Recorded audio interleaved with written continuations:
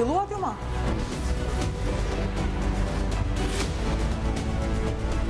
Filloj, daj.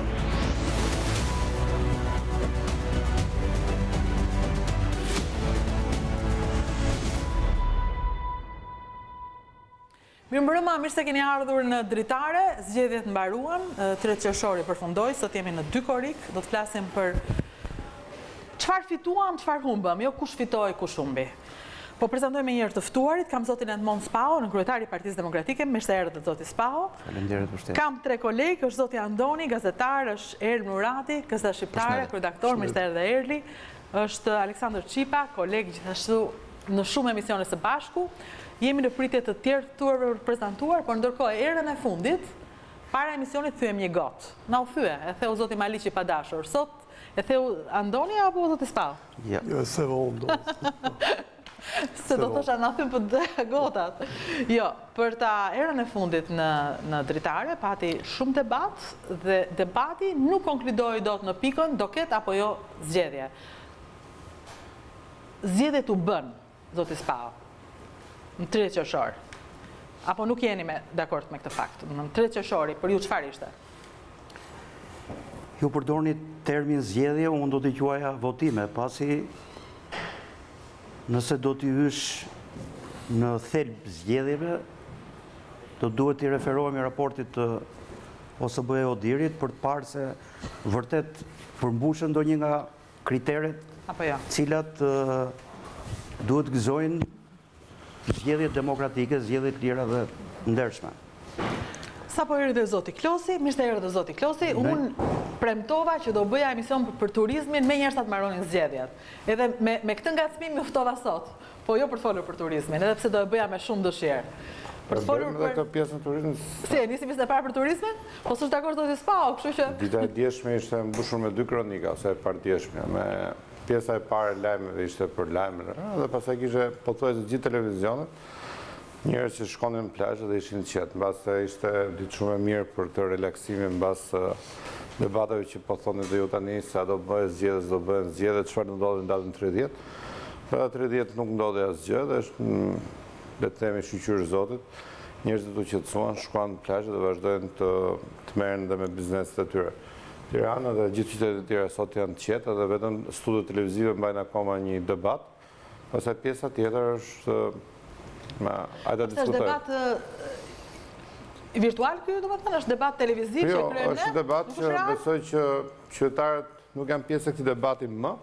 Ishin deri në datën 30 më shumë se sa fakt do të ishin shumë pjesë e debatit në zgjedhje, do të ishin shumë pjesë e debatit se kush ishin kandidatët që garonin për garën e pushtetit lokal, çfarë programesh kishin, njerëzit siç e ka bërë historikisht edhe studio juaj dhe ju gazetare dhe televizioni juaj, kudo që keni qenë çdo studio, në prag të zgjedhjeve njerëzit duan të dëgjojnë programin, duan të dëgjojnë kandidaturat, edhe të zgjedhin të lirë se kë do votojnë nga ato.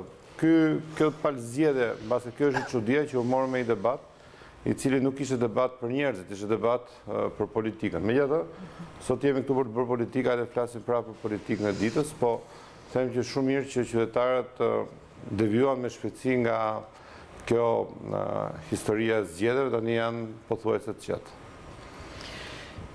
Erli, në fakt kjo është gjëja që më ngacmon. Mua nuk më ngacmon se unë jam pjesë e gjës, por njerëzit e pyesin që jeni ju që po e krijoni këtë debat. Debati nuk është tek njerëzit që vazhdojnë punën, që kanë problemet e tyre dhe nuk e kanë ngjenë në debate politike.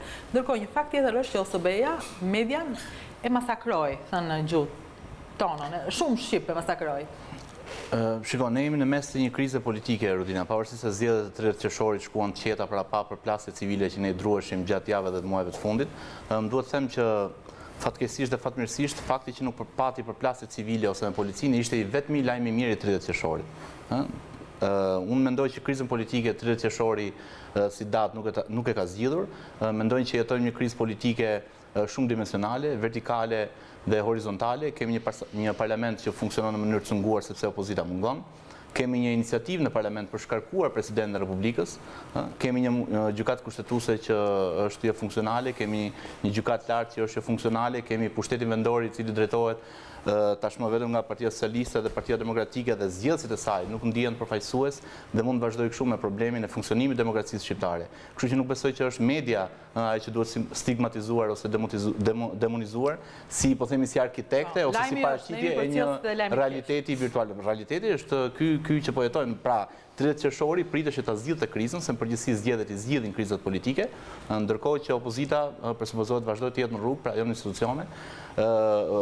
Shoqëria në përgjithësi është të jetë e polarizuar.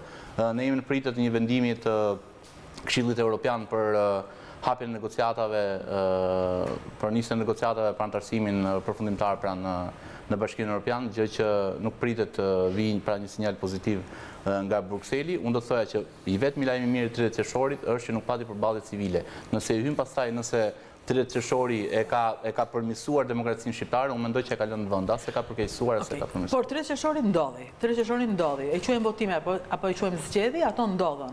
Dhe çështja e ditës ishte mbasi ndodhen dhe mbasi ndodhen qetësisht, ato njihen nga ndërkombëtarët. Në gjykimin tuaj, sipas raportit OSBE, sipas deklaratës së Ambasadës së Bashkuara dhe më pas edhe zëdhënësës së Bashkimit Evropian, u njohën zgjedhjet tona?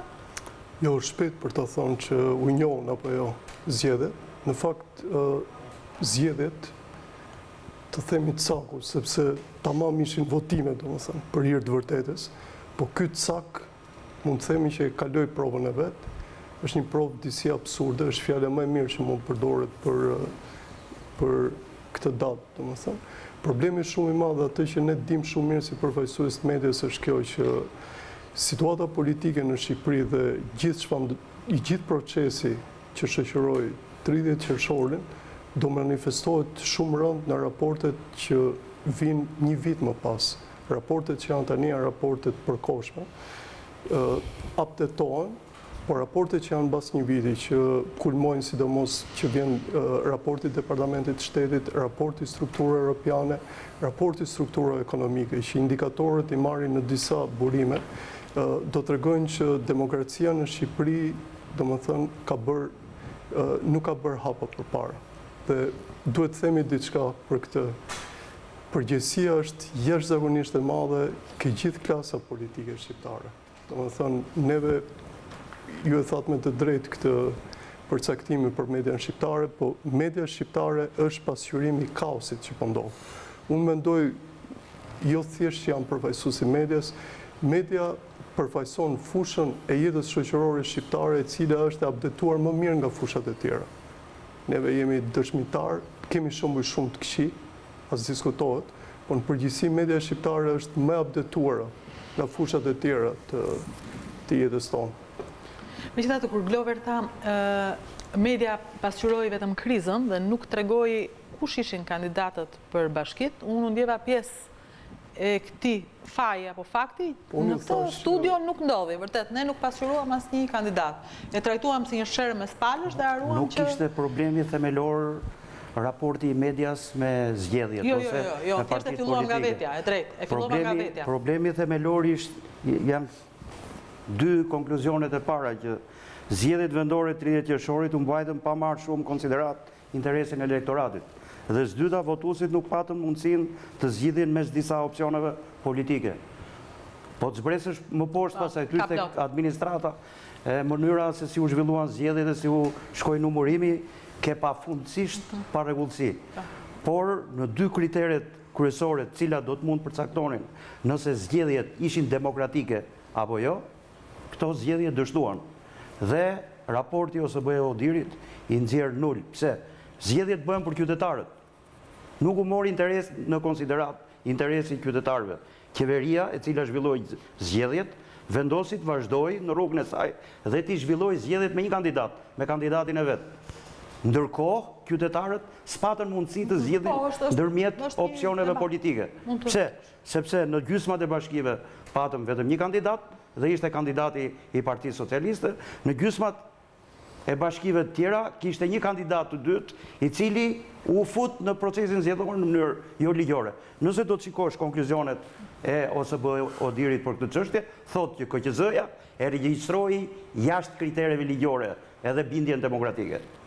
Edhe kandidatët e tjerë gjithashtu të cilët kërkuan të regjistroheshin, u mbajtën me përdhun nga KQZ-ja dhe kolegji në mënyrë që edhe formalisht në një pjesë prej tyre të garantoj pasja dy kandidatë ose e një alternative. Atëherë sa kohë që nuk merret interesi i qytetarëve në konsiderat dhe qytetarët nuk kanë zgjidhje, si mund t'i konsiderosh këto zgjedhje demokratike dhe të thuash që qytetarët nga dita e sotme do të shkojnë të qetë në plazh sepse halli u zgjidh.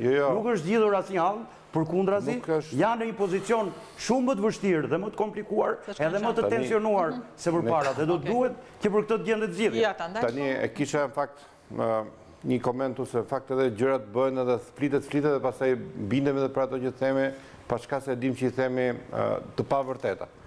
Unë në radhë parë kjo e qytetarëve zgjedhjet... Dakor. Jo, një sekundë. Të bëjmë... Po, dakor, pra. Nëse do të bëjmë debat, le të bëjmë debat qytetarë dhe të ta bëjmë dhe me dëmërtitura në e bëjmë. Unë po citoj eksaktësisht çfarë po ju mbështes, dakor, pra. Edhe ti kur të flasësh në diskurin tënd, nuk po ndërpres, korrekt edhe me mua, edhe me fakte. Dakor, pra. Thash për punën e zgjedhjeve që zgjedhje data 3 qershor është për zgjedhur kryetarët e bashkive. Të 61 bashkitë e vendit sot kanë nga i kryetar 3. Pra thash e bën detyrën e tyre data 30 qershor. Për sa i përket të dy vreteve që u ngrenit ose Odirit. Tani dakord, unë jam shumë dakord me të dy ato vrete dhe jam 100% me juve siç e thatë ju problem. Por kush e krijoi problemin që hoqi gjysmën e shoqërisë nga e drejta për të votuar? Lulzim Basha, Monika Kryemadhi, PD-LSI u toroqi nga gara.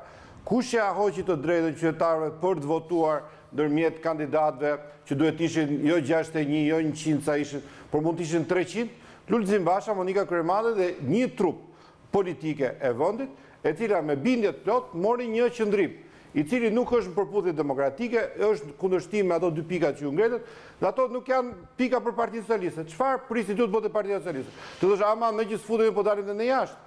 Është krye të dy ato janë për Partinë Demokratike, për LSI-n, për Opozitën e Bashkuar që zgjodhi një rrugë që nuk ishte parë ndonjëherë, zgjodhi një rrugë që ata ju mendoni, më falë se ju jeni pjesë e lartë drejtuese të tyre, zgjodhët këtë rrugë, i qëndroni këta rrugë, është rruga juaj, por ato të dy vretet e OSBE-Odirit, të dyja që dolin parë, janë shkak i veprimit tuaj. Nuk jam, e kam thënë në herë tjera në televizor, ja o them prap, është një qëndrim politik. Ju nuk është se e bëtë se unë gatruat, po ecë autobusit, s'kapët autobusit dhe ikët. E bëtë qëndrim. Që ju thatë, gjysma shoqërisë nuk do votoj, dhe bile statë që dhe kjo gjysma që nuk do votoj, nuk do le dhe gjysmën tjetër të votoj, që këtu pasaj dalim jashtë të logikës, nuk ndodhi, por amata dhe këtë tjetër që ne jemi të bindur që duke mos marë pjesë në garë, ne bëjmë një veprim politik. Ky veprim juaj politik ka kosto në radhë parë, në bazë të atyre që thonë ndërkombëtarë që për integrimin e Shqipërisë për demokracinë shqiptare, po ka dhe kosto praktike që sot, data e 2 ditë mbas zgjedhjeve, të 61 bashkitë nuk drejtohen më nga në sistem pluralist, drejtohen nga një forcë politike dhe kjo është pra përgjegjësia juaj. Kush është përgjegjësia e Partisë Socialiste? Çfarë do të bëjë Partia Socialiste? Të ja përgjigje se përse ne vendosëm. Ju e bët me bindje, e bët vendosëm, e lam të trend kaloj. Kaloj treni tani, nuk e kapin do të me vrapë, është treni gjithë me shumë shpejtësi. Në dëgjoj përgjigjen. Kjo nuk është çështje që lindi për këto zgjedhje vendore. Në vitin 2017, nëse të kujtohet, kemi pasur të njëjtat kërkesa. Dhe kemi qëndruar për 90 ditë në çadër, sepse e kishim humbur besimin që Edi Rama organizon zgjedhje të lira dhe të ndershme, zgjedhje demokratike. Dhe këtë nuk e kishim perceptim të gabuar, hipotezë, e kishim të bazuar në fakte. Zgjedhjet nuk po hyjë tek zgjedhjet e 2015-s, por zgjedhjet e 2016-s të pjesëve në Dibër.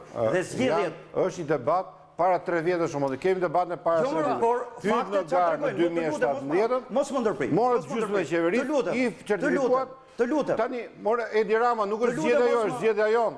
A duhet mbaroj? Kemi zgjedhë në Edi Ramën, e mbrojmë në Edi Ramën. Të dëgjova me shumë vëmendje. Tani më dëgjoj përgjigjen mua. Pastaj ke drejtë. Ato dy pikat merrni për sipër, të e bëm në këtë dhe ky është një qëndrim me bindje. Lutem, më pyete të t'ja përgjigje. Pse ne vendosëm Pse ne vendosëm të bojkotojmë? Sidomos me ju s'kam asnjë tendencë që të konfliktojmë. Bëjmë një marrëveshje në vitin 2017, të cilën faktet, jo tonat, jo pretendimet, por interceptimet e agjensive të huaja, partnerë ndërkombëtar treguan që ju keni vjedhur zgjedhjet. E thënë në një fjalë. Ku e peti këto më që kemi vjedhur? Janë publikuar. Nuk keni më mundi, ne jemi politikanë, ne jemi deputet. Ne nuk jemi as prokuror as gjykat. Le të vendosi gjykata, prokuroria. Po pikërisht sepse nuk ka gjykat dhe prokurori. Tani që po vija këtu në emision, po fiksa këtë halën e përgjigje. Dhe sot po flisja me ata turë zajgurore, të premte po e dëshmoj tani. Kryetarja bashkisë, po ta them tani. Po ta them më mundi tani. Të premte në drek, kryetarja bashkisë turë zajgurore që ka fituar zgjedhjet, do organizoj drek me mbështetësit, me stafet, me njerëz. Çfarë do jetë kjo dreka? Do shtohet që do... Se këto është historia. Detyra jote është mos më lësh flasësh. Jo, më patjetër. Po kishte gjykat dhe prokurori. Mund të shpjegoj një gjë? Në momentin që diqet, të lutem ta mbaroj. Po kishte gjykat dhe prokurori, në momentin që diqet ju dorëzuan, jo pak, po 700 disje interceptimesh, do t'ishin marrë njerëzit në përgjegjësi penale dhe nuk do t'ishte e mundur që në 2017 të përsëritej e njëjta histori. Dhe e njëjta histori u përsërit edhe në 2019. Fakte pa fund. Fakte pa fund edhe të blerjes së zgjedhjeve, edhe të përdorimit administratës publike. Asnjë rast. Si asnjë rast. Po ja ku e në raportin e OSBE-Odirit. Po çfarë thotë raporti që kanë lexuar? Qytetarët, sidomos ata që punonin në administratën publike, u përballën me presione direkte dhe indirekte për të demonstruar preferencat e tyre politike. Dhe në poshtë ka edhe një përcaktim tjetër për punonjësit administratës publike, të cilët i ke marrë në aktivitetet që ka zhvilluar Partia Socialiste. Atëherë, vetëm një moment, zoti Klosti, lutem, një moment zoti Spau. Ne i kemi bërë gjitha debatet me të gjitha sherrat e mundshme deri në 30 qershor. Tani vjen një moment tjetër, ku një pjesë e njerëzve, ose më saktë shumica e njerëzve, nuk do donin të dëgjonin pse ndodhi, po si do zgjitet. Kjo është një arsye pse jemi bashkë në këtë emision. Zoti Klosti është ministër, shprehës i rëndësishëm i Partisë Socialiste, të gjitha kohërave, zoti Spau është kryetari i Partisë Demokratike, kam në një linjë të drejtë për drejtë në kryetaren e LSI-s, Kedi Mehmetaj, dhe ajo që do doja të dija është ku do shkojmë. Do ketë një pikë takimi mes palëve apo 61 bashkit i ka Partia Socialiste? Partia Demokratike do vazhdoj me protestat dhe LSI-ja gjithashtu. Kjo është gjëja që unë do doja të kuptoja në fund të këtij emisioni dhe që besoj njerëzit kanë interes të dëgjojnë. Kedi, të kam në linjë? Po, mirë se erdhe. Këtu do doja të shkoja. Çfarë ndodhi dhe çfarë tha raporti, ne mund të debatojmë gjithkohës, por është e pamundur secili do ketë qëndrimin e vet subjektiv. Do doja të dija, Lëvizja Socialiste për Integrim ka një vendim sot që flasim për si vazhdon? Ka një pikë komunikimi me Partinë Socialiste? Ka një pikë ku mund të takohen palët? Apo jemi aty ku ishim? Do më lejosh që të bëj dy komente të shkurtra, meqense nuk jam në studio dhe nuk kam mundësi që të ndërhyj her pas here.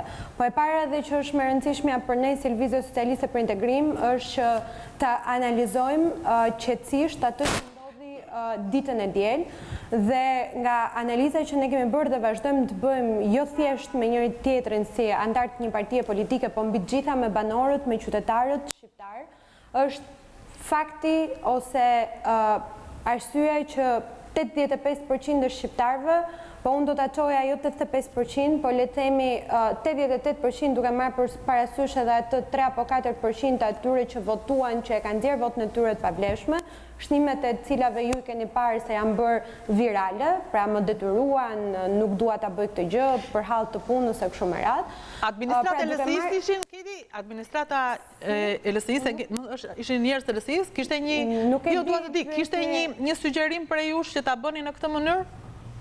Unë them që ju duhet të pyesni organizatat socialiste që kanë qenë pjesë e komisioneve socialistës edhe i kanë vërtetuar njerëzit çfarë kanë bërë. Unë nuk e di se kush mund të ketë qenë. Ne besoj kemi qenë shumë të qartë në qëndrimin tonë që qytetarët shqiptar nuk duhet merrnin pjesë në atë votim fars ose më saktë një votim që ishte për të provuar Partia Socialiste strukturat e saj dhe për asgjë më tepër. Por ajo që është e rëndësishme për ne si Lëvizje Socialiste për Integrim është të kuptojmë se 85% e shqiptarëve plus këta 3-4% të tjerë nuk morën pjesë në këto votime të brendshme të Partisë Socialiste jo vetëm për të thënë një herë mirë jo bashkëpunimit të politikës me dhunën, bashkëpunimit politikës me krimin, bashkëpunimit politikës me të gjitha format për të mbajtur veten në pushtet dhe mbi gjitha kundër diktaturës, por ishte edhe një zë i fortë i qytetarëve shqiptar se gjendja në cilën është Shqipëria është shumë e vështirë, ekonomia është shumë e vështirë, papunësia është shumë e gjerë, nga ana tjetër mira qytetarë po largohen dhe për këtë duhet fillojmë dhe të mendojmë në sot. Dhe nuk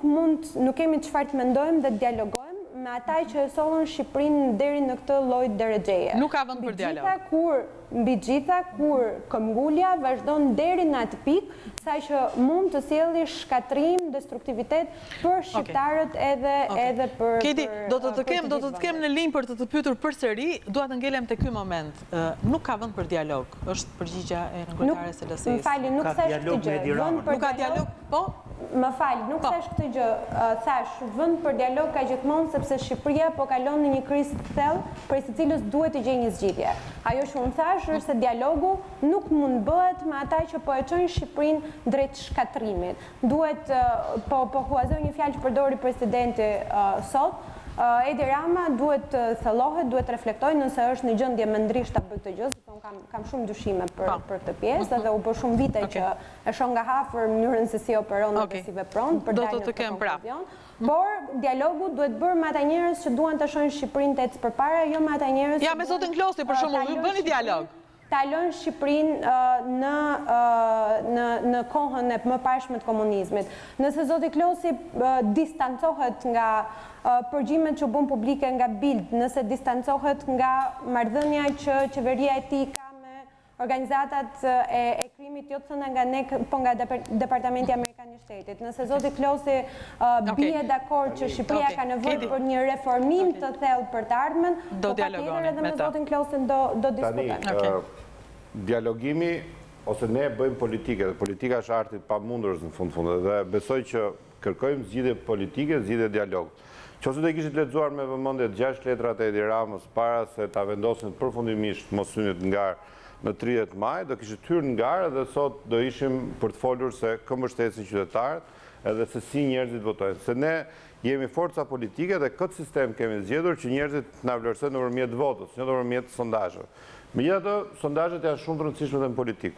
Edhe nëse mendoni që 75% e qytetarëve shqiptar që nuk votua në zgjedhje, 75% se 25 votuan, pra morën pjesë votime. 75% është një se edhe komisioni qendror i zgjedhjeve nuk ka thënë 25. Po 24 tani ti po e rrit edhe më shumë, 21.6. Unë jam 24. Edhe këto shifra, sikurse po rezulton tani, janë të gjitha Në qoftë se ju mendoni që 75% e qytetarëve ju mbështet, 15% po keni shumë kollaj përgatitur në 2 vjet, në 2021 ka zgjedhje prap. Hajde në zgjedhjeve masë merrni. Po 2021 janë zgjedhje.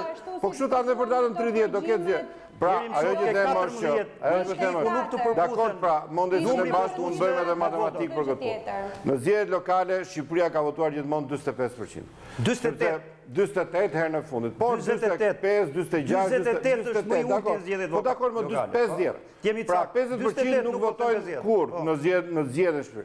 Zgjedhjet lokale më pak. 25% erdhën me kandidatin e vetëm të Partisë Socialiste, 24%.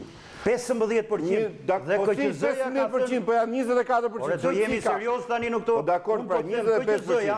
Pra juve shkoni edhe me këto, Ti thua 25%. Dakord, pra 25%. Ne asnjë ditë të vetme nuk e kemi bërë debatin e shifrave. Asnjë ditë të vetme majoranca, qeverisja e Partisë Socialiste, Edi Rama personalisht nuk e ka bërë debatin e shifrave. Sepse për ne jeni pakic. Pro pakic ose shumit nuk e gjejmë dot te studio e Rudinës. E gjejmë në votime. Hajde merrni pjesë votime, tregoni veten sa fort jeni. Nuk duam votime. Votime ku del ti me një kandidat. Votime që i organizon ti. Votime që voton ti. Po dakord, votime që i numëron ti. Dhe pastaj shpallë dhe fitore do të votime. Është një metodë, edhe ne kur ishim në opozitë, po jam edhe ne në opozitë. Do bëjmë zgjedhje dhe kemi hyrë bashkë, kemi bërë debate, kemi shumë vite. Kemi hyrë në parlament bashku në 2001. Kemi hyrë për zgjedhje të tjera e ndeshme për kritere. Pastaj kush mundem le të fitojë. Kur kemi qenë ne në opozitë, kur ishim ne në 2008, ne bëm në 2009 bëm dhe ne bojkot. dhe kemi bërë këtë debat, 6 muaj bëjmë bojkot. Dhe juve as nuk bët ato minimale të hapnit kutit në 2009. Në 2010 ne u futëm grevurie. Në 2010 ne u futëm grevurie. Ndojtëm 20 ditë në rrugë. 60 nga ne, nga 220 veta, 60 nga ne, dollën me barret, dollën të plagosur. Shqyqysh zotit nuk humbi jetë asnjë, dhe unë vetë dola mbas 18 ditësh grevurie dhe ka qenë një nga ngjarjet më interesante të politikës shqiptare. Mbas një muaj në 2011 na vrat 4 veta bulevard. Dhe ne prapim në zgjedhje. Vodhët edhe Bashkinë e Tiranës. Dhe ne prapim në zgjedhje. Po se zgjedhjet janë, nuk ka më në zgjedhje. Grupin e zjarrit sot e keni kryetar bashkie. O solo t'ju keq me opozitën e asaj kohe. Sa të jepte urdhër për zjarr. Kështu që mos thuani ai vrat. Vrat 4 protestues. I vrat Vodhët Tiranën, ne hymë, megjithëse vodhët prapim në 2011, vodhët Tiranën, prap derisa erdhi dita fituam. Ndërsa ju doni të rini në shtëpi, të shkonin plazh edhe tonë, jo mëse ne me këta nuk fitojnë dot. Kur rini, po s'ka ndonjë gjë. Do dalin një forcë tjetër politike, siç ka dalë në parlament. Kur thonim do zgjen vend në parlament, jo s'ka mundësi. U zon vend në parlament. Kur i thonim garoni se do humbis në bashkit, nuk garuat i humbët bashkit. Ju thoni si i morë 61 bashkit. Se mos ishin 120, ato dhe si morën 120. Parlamentin, po se mos nuk ishin 120, po të ishin 120, të 120 do i merë të Partia Socialiste. Gjykatën kushtetuse, prokurorën e përgjithshme e ke duart e tuaja. Do të fillojë kjo është mund të jetë një metodë. E keni metodë që ne keni zgjedhur metodën që ne do bijem nga shpatullat tona nuk do t'jenë mund me t'i mbajnë gjithë të pushtet. Është një metodë kjo, e keni zgjedhur, prisin tani, mbase zbijem, mbase shkojmë më lartë. Nuk kemi për të Faktet kanë treguar që nga 2013-2017 morën shumë vota. Faktet treguar që 2019 morën më shumë vota nga pjesëmarrja. Po ti mbush ishe ti atje, më çoj komisionerët ta ruajnë. Po çoj komisionerët. Mund të ndryjmë pak ju lutem. Meqense unë s'e kam marrë fjalën. Sikur edhe 2 emisione rresht ketë Rudina, për këtë çështje ju përsëri nuk e gjeni dot të drejtën midis jush. Historia politike e Shqipërisë postkomuniste është një histori e mosmarrveshjes historikisht. Marrveshjet kanë qenë aq të paqëndrueshme midis jush sa ky popull dhe ky vend e shef se ku është katandisur sot. Ne nuk diskutojmë, nuk qajmë më këtë proces që shkoi. Ka mbaruar procesi. Kryesuesja e misionit ndërkombëtar ka thënë një fjali. Zgjedhjet u kryen. Ajo, unë personalisht mendoj që u kryen procesi i votimit. Por ajo ka thënë në deklaratën që ka dalë, zgjedhjet u kryen. Është deklaratë zyrtare, unë vetëm po e riprodhoj. Po këto gjitha të asaj janë. Dhe unë të asaj, e këtë shkruar aty. Pile kemi qënë, e kemi sinkron. Populli nuk u morën konsiderat në këto zgjedhje. Populli sfati unë nuk e zgjash shumë, vetëm një qasje kam. Unë, si qytetari këtij vendi, jam më shumë i drobitur dhe në dilemën e madhe të rënimit institucional që po i shkaktoni vendit ju si politik, kur them ju nuk e kam vetëm me ju, të kuptoni. Se kjo është përgjegjësi për 2 palët. Vetë kryeministri tha, tango kërcehet me 2 persona, nuk mund të jetë vetëm. Tani ka një problem. Ju do ta vazhdoni qëndrimin jashtë institucioneve ose jashtë institucionalizmit? Kjo është një dilemë e madhe. Dhe e dyta, a kërkoni ju një arbitër për këtë gjë? Se ju mund të pretendoni që këtë arbitër e kemi, është presidenti i Republikës. Kjo palë dhe vetë presidenti janë në një antagonizëm të papranueshëm. Që sot ishte në atëherë çfarë, si do të vazhdojmë, do të qëndrojmë në këtë mënyrë? Sot ju keni shembur gjitha institucionet e Republikës. Nuk ka më republikë funksionale. Nuk ka republikë. Ka me abandonuar, ka shembur. Unë po them janë shembur. Nga momenti, të lutem. Ju vetë presidentin e keni nisur në procesin e shkarkimit. Nga ana tjetër, parlamenti mbetet një parlament i paplotësuar. Duam apo s'duam ne, është një parlament i paplotësuar. Opozita është jashtë parlamentit dhe jashtë institucioneve. Ju rrezikon një krizë tjetër që fatkeqësisht do ta çoni drejt tek qytetari, sepse ju nuk do të implementoni dot zgjedhësit dhe fituesit, administratorët e qeverisjes vendore, sepse nuk e dim çfarë qëndrimi do mbajë opozita. Po pse çfarë qëndrimi do t'i lëshojnë. Po pse zyrat kujt janë zyrat e shtetit? Po këto janë çështje që ju po i krijoni, ne po i komentojmë. Ktu është. Po jo, nëse një palë do të presë të respektohet dekreti i presidentit i datës 13 tetor, Çfarë do të ndodhë me të ashtuqueturit fituesit e 30 qershorit? Këto janë ngërçe që i krijoni ju, ne vetëm interpretojmë. Për çfarë nga gjitha ato që listohet në farë, mund ta bëjmë një koment? Por nga gjitha ato që listuat ju, për çfarë akuzohet Partia Socialiste dhe Edi Rama? Pse është parlamenti 122 veta, mos ikëm ne nga parlamenti. S'po zgjedhje më është kryesorja. Iku Partia Demokratike me vullnet të lirë. Ju nuk bëni zgjedhje, ju i manipuloni, deformoni presidentin kur qëndroni pushtet me dhunë. Edhe për ju s'është e ndershme ta konsumoni mandatin duke mos pasur. Kjo ndershmëria në politikë. Po çfarë do tani që dalim ne nga parlamenti? Jo, ka veprime politike. Po çfarë për vendime politike? Edi Rama ka thënë. Ato vinë prej politikës, nuk mund vinë prej medias si propozime. Një gjë nuk negociojmë ta para 6 muaj, para 5 muaj, para 4 muaj. Pushtetin e tij. Nuk negociojmë datën 30 qershor. Për çdo gjë tjetër, jam i gatshëm të negocioj pa asnjë kusht. Vetëm 30 qershorin nuk e negociojmë. Dhe ata e zgjodhëm është, e thot zoti Spao sapo e tha. Ne po presim që ju të bini nga pesha e pushtetit.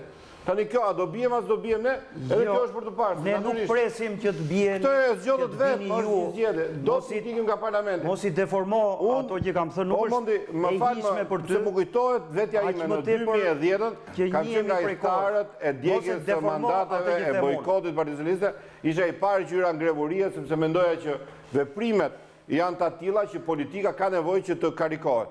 Dhe realisht ne, në qoftë se nuk do ishin futur ngrevurie, zgjedhjet 2009 do ishin zgjedhje. Ndërsa do greva Zoti Cipa dhe duhet ja përgjigje. Para kësaj po e lë zotin Andoni me qenë se 2 herë ja ka marrë fjalën. Jo, unë kisha me blendin në fakt, në fal që po drejtoj. Po patjetër. Të gjithë me blendin e keni sot. Jo, s'ka problem. Po shumica e qeverisjes, është qeverisja. Jemi para një realiteti të tillë. Zonjusha e Lëvizjes Socialiste për Integrim tregon një qëndrim që ka qëndrim pa ekivoke, domethënë që nuk negociohet me Partinë Socialiste. Jo, nuk sa me partinë, Keti, që ta sqaroj se dhe unë e bëra këtë gabimin. E përmblodha, jo, më fal, e përmblodha. Sa tjetë Edi Rama nuk negociohet. Me Rama, po. E njëjta gjë vjen nga Partia Demokratike. Tash do më thoni diçka. Juve praktikisht në këtë moment përmbledhni gjithçka që ka shteti institucional jone. Ju keni menduar në një hap se si mund të kalohet vetë nga kjo krizë, sepse normalisht tash ju ka ngelur e gjithë përgjegjësia e shtetit juve. Ka një zgjidhje që juve si i vjetër në politik dhe zoti Spau si i vjetër në politik, besoj e keni gjithmonë agjendat tuaja, që gjithmonë vjen një zgjidhje e variantit deutset mashina nga jashtë. Që dihet gjithmonë që ndodhe mekanizmi në fund. Unë tamam këtë duhet të dëgjoj për jush, që keni menduar realisht jo në sens konspiracioni, por në një sens zgjidhje. Unë vetë para disa kohëve kam shtruar një ide të tillë. Komisioni Venecias ka atribute, megjithëse proceset zgjasin shumë për të hulumtuar për shembull situata krizës si Shqipëria, që ngre grupe ad hoc për të vepruar. Pse nuk është drejtuar Komisionit të Venecias, për shembull, nga strukturat ligjore, domethënë ngrihet një mekanizëm, i bëhet një kërkesë Këshillit të Evropës dhe ata e drejtojnë kjo. Tani unë po ta përmbledh thjesht, keni menduar në një gjë të thjeshtë se si mund të dalim nga kjo lloj krize? Tani, në radhë parë, ne jemi Partia Socialiste e Shqipërisë, ose një parti e cila nuk është vetëm parti, por ka marrë dhe detyrën nga qytetarët shqiptar të qeverisin votën. Pra kemi dy përgjegjësi, e para ose kryesorja të qeverisim Shqipërinë, edhe qeverisja e Shqipërisë është një detyrë shumë e rëndësishme dhe një problem dhe proceduralisht e vështirë, pra nuk është të jemi një vend që. Dhe e dyta që të bëjmë politikë nëpërmjet Partisë Socialiste. Pra, të dyja këto, më thoni çfarë duhet bëjë Edi Rama? Një zgjidhje, çfarë duhet bënte Edi Rama kur Partia Demokratike vendosi të djegë mandatet me bindje? Çfarë duhet bënte Edi Rama kur tha nuk futemi në garë, u toroqim nga gara, nuk marrim pjesë në zgjedhje? Çfarë duhet bëjë Edi Rama sot që të kënaqë Partinë Demokratike kur ata nuk kanë asnjë kërkesë tjetër, thonë vetëm ne me ju humbasim? Dhe çfarë duhet bëjë Partia Socialiste që përveç se të kërkojë të ulet në dialog, të diskutojë, të dëgjojë kërkesat e palme, ndërkohë që pala thotë që ne nuk ulemi me ju, se ju keni Edi Ramën. Çfarë duhet bëjmë ne tani? Çfarë presupozon kjo zgjidhja brenda rregullave të lojës. Ne dim të luajmë futboll me 11 veta. Ku goli bëhet me kokë, me këmbë, ose kur goli bëhet autogol. Tani ata vazhdojnë bëjnë autogola për ditë. Ne nuk mund ta bëjmë lojën me 15 veta. Nuk mund të themi që ajta bëjmë golin edhe me dorë. Nuk mund të themi që ajta tani të ndrojmë lojën. Nuk mund të themi që ajta zgjerojmë fushën ta bëjmë më të madhe. Pra, brenda rregullave të demokracisë, çfarë duhet bënte Edi Rama? Një sugjerim. Të them diçka. Kush janë vijat tuaja të kuqe dhe këtë duhet ta pyesja dhe zotin. Nuk kemi asnjë vit kuqe, nuk kemi, jemi të gatshëm të negociojmë, të dialogojmë, të kuptojmë se çfarë kërkojnë kolegët. Pse nuk bëhet një sfidë edhe ju dhe këtë kam dhe zotin Spau. Edhe një sekondë që të ndërhyj dhe kiti se nuk e kam këtu. Pse nuk e zhbëni 2008-ën? Të dyja e kam për dyja partitë dhe ky është vullneti më i madh që do jepte kredibilitet parë. E hapim dhe këtë debat, po nuk e kuptoj se mbi çfarë baze donin ta zhbënin 2008-ën. Besoj që unë dhe zoti Spau kemi qenë në dy parlament, kemi votuar sistemin e ri dhe po garantoj si një deputet që të paktën kam kaluar mbi kurrizin tim 5 mandate, 2 i kam pasur majoritar, si deputet që të paktën kam kaluar mbi kurrizin tim 5 mandate, 2 i kam pasur majoritar, si deputet që të paktën kam kaluar mbi kurrizin tim 5 mandate, 2 i kam pasur majoritar. Të lutem Kidi, celularin. Kidi, të lutem. Të 2 mandatet e majoritarit, Monti ka bërë vetë fushat majoritar, edhe ndryshimi i sistemit nga majoritar proporcional, ju garantoj që është një arritje e madhe e demokracisë shqiptare. Majoritari është një sistem shumë konfliktual, është një sistem i cili fut shumë në përplasje të zgjedhurit, fut familjarët e tyre, fut lagjet, fut fiset. Majoritari nuk gjykon nëse programi i partisë time është më i mirë se programi i partisë Mondit, por gjykon nëse unë apo Mondi jemi më të zotët në shumë aspekte.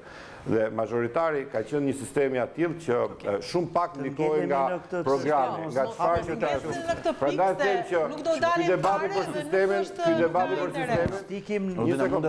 Kur vot për sistemin ka parasysh sistemi politik, jo sistemi si zgjidhen deputetët ajo. Pra nëse kthehemi te majoritari, ju garantoj që këto historitë me të forte, me biznesmen që futen politik, këto do jenë lule përpara sa që mund ndodhi përsëri. Shtoj edhe unë Pasi gara bëhet komplet jashtë leadershipit. Ta mbaroj dhe një fjali. Dhe keni të lutem një sekond.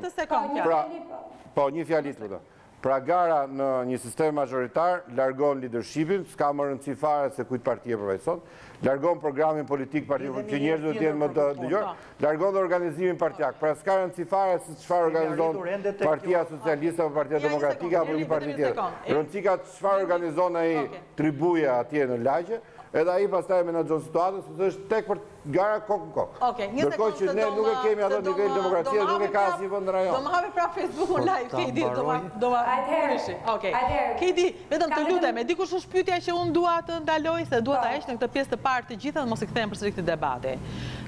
Fakti që sipas jush të gjithë në këtë studio dhe e mbyllim, ndërkombëtarët i pranuan zgjedhjet dhe kjo është një gjë e kryer për ta. Si është lexuar prej LSI-s? Po ka dy deklarata zyrtare. Deklarata e parë është nga misioni OSBE-d. Vetëm një sekondë se po flet Kedi. Po. Faleminderit. Tani, së pari unë nuk e kuptoj se si ne mund bëjmë një diskutim kaq të qetë, jo në kuptimin e temperaturës së debatit, po në kuptimin sikur ajo që ka ndodhur është një gjë normale dhe gjithë situata në Shqipëri është normale dhe si do vazhdojmë përpara. Shqiptarët janë përballur me përgjime, me prova, me fakte, se si vetë kryeministri obortar të tij, po e them në kuptimin e vargësve politik, janë të përfshirë drejt për drejt në krime zgjedhore. Siç paralel me këtë, din shqiptarët hapur se si janë bërë skema të rënda korruptive që sot nuk gjykohen as gjykundi. Po ju them vetëm rastin e Unazës së Re që ende nuk është rritur një njerëz. Të lutem se disa do ma tërheqësh debatin pas dhe nuk të ndihmoj dot të kthehem. Jo, nuk po ta tërheq. Rudina të kërkoj falje, të kërkoj ndjes, nuk po ta tërheq, por mendoj se kjo është më rëndësishme se sa ne të hiqemi sot, sikur situata që ka në normalitet dhe u bën ca votime të brendshme të Partisë Socialiste dhe tani i njoh kanë edhe ndërkombëtarët. Besoj që zonja Glover dje foli në sy të gjithë shqiptarëve dhe bëri shumë mirë që e bëri këtë gjë, nuk la vend fare për interpretim. Foli në gjuhën angleze, besoj që edhe miqtë tuaj aty në studio din të kuptojnë, nuk kanë nevojë fare për interpret, për të kuptuar që e vetmja gjë që nuk bëri zonja Glover dje ishte të fliste për zgjedhje. Ajo tha qartë që shqiptarët nuk patën mundësi të zgjidhnin. Ajo foli për interpretime kreative të Komisionit Qendror të Zgjedhjeve. Tha qartë që për dekretet mund të flasë vetëm gjykata kushtetuese dhe jo Komisioni Qendror i Partisë Socialiste, as kolegji. Pra, ju do prisni gjykatën kushtetuese? Po, thënë kjo. Ju do bëheni pjesë e këtij debati duke lënë gjykatën kushtetuese të flasë, dua të di qëndrimet edhe veprimet e LSI-s. Zonja Xhunga, ne kemi të paktën 1 vit e gjysmë që në mënyrë të përditshme, sa herë kemi patur mundësi të flasim me publikun shqiptar, kemi kërkuar ngritjen e gjykatës kushtetuese si e vetmja garanci që shqiptarët do të kenë për vendimarrjen e ligjeve. Kur kjo të ndodhi, kur të kemi gjykatë kushtetuese? Më falni të mbaroj. Dhe kemi thënë që pra shkosa nuk ka gjykatë kushtetuese, nuk duhet merret asnjë lloj vendimarrje që palët mund të kenë pretendime për t'u atakuar në gjykatë kushtetuese. Ky Edi Rama që fatkeqësisht vazhdon të mbaj titullin zyrtar të kryeministrit, por që me mungesën e shqiptarëve ditën e diel e kuptoi dhe ai qartë që është tërësisht i refuzuar jo thjesht si kryeministër, po si politikan si çdo gjë tjetër në Shqipëri. Pra fatkeqësisht ky njeri vazhdon të abuzojë me karriget, vazhdon të abuzojë edhe të vetë mbaj karrigen me dhunë, edhe pse shqiptarët protestojnë, edhe pse shqiptarët refuzojnë, edhe pse shqiptarët do ma marrësh gjithkohon me një fakt të kryer. Unë dua të di jo për çfarë ndodhi, ajo ndodhi.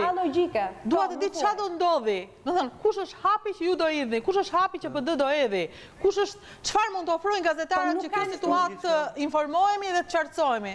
Po shqiptarët u informuan dje qartë me gjuhën angleze nga zonja Glover. Nuk e kuptoj pse kjo situatë duhet jetë kaq e vështirë dhe për të gjetur një gjë që është gjaja e shpjeguar. Zoti Çipa tha, zonja Glover tha, zgjedhjet të kryen. Sipas dekretit të presidentit do të jenë me datë 13 tetor. Sot patëm edhe një propozim konkret nga ana e presidentit. Që ne mos ta interpretojmë të gjë ndërkohë që vetë ju po e interpretoni. Madje po interpretoni pa qenë fare pjesë e procesit. Ju s'keni qenë në proces dhe po gjeneroni një koment. Më thoni një fjali ku unë po abuzojmë ose po keq. Jo, pra më tha, ju thatë, madje nuk ka nevojë për interpret, dhe interpret në rastin konkret ishim ne. Ne nuk kemi nevojë ta interpretojmë të gjë se nuk është se kemi ndonjë qasje. Për përkthim. Në rastin konkret, ajo që ne na shqetëson është, a e kupton që vajtën 6 muaj gati opozita është jashtë parlamentit. Dhe mbajtja e një status quo e krize prej 6 muajsh nuk është e hishme për çdo gjë.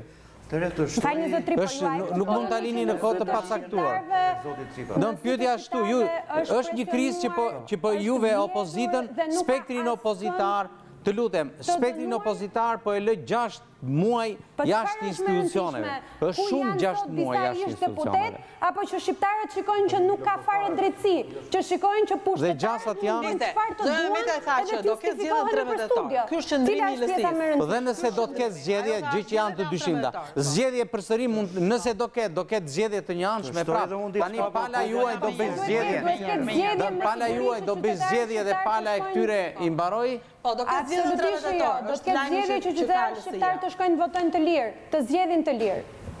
Që të ketë të mendosh për zgjidhje, s'pari duhet pranosh problemin. Nëse do të vazhdojmë, si që vepron Partia Socialiste, që gjithçka është në rregull, që s'ka ndodhur asgjë, popullit po shkon plazh pas ditës së diel, do të thotë që nuk jemi gjikundi. Kriza është e plot, politike, institucionale, kushtetuese, shoqërore, ekonomike, dhe sintetizohet në atë që ne nuk jemi, ose kjo majorancë nuk është gjendje zhvilloj zgjedhje të lira të ndershme. Nuk është që lindi këto 6 muaj. Ne nuk kemi hyrë në krizë këto 6 muaj. Edhe në 2017 në të njëjtën krizë ishim për zgjedhjet e lira dhe të ndershme. Por ju s'mund ta mohoni që ne negociuam me majorancën, madje negociuam me Edi Ramën, madje toleruam, sepse kërkesa jonë edhe atëherë ishte që me Edi Ramën nuk bën zgjedhje. Dhe ne patëm drejt. Megjithatë e besuam. Pranuam të vazhdonte si kryeministër dhe ju i keni dëgjuar përgjimet se që ndodhi me 2017-ën, si u masakrua 2017-ën. Atëre prap ne do të na kërkohet që të vazhdojmë e të negociojmë me Edi Ramën, me një njerit pa besueshëm, i cili bëri të njëjtën gjë në 2016 ndihur. Ne jemi sigurisht e kemi shprehur disa herë. Kjo punë e arsyeshme është zgjidhet me dialog. Por nuk mund bëhet dialog me Edi Ramën kryeministër dhe nuk mund shkojmë zgjedhje me Edi Ramën kryeministër. Dhe tjetra, do të shkojmë zgjedhje. Po këta që kanë futur duart në zgjedhje, i duhen dorëzuar drejtësisë. Qoftë edhe kësaj drejtësie gjysmake që ne kemi, e të shkalafitur që kryesohet nga drejtues të Partisë Socialiste. Kështu që ne kemi pranuar. Këdo pranojmë negociator.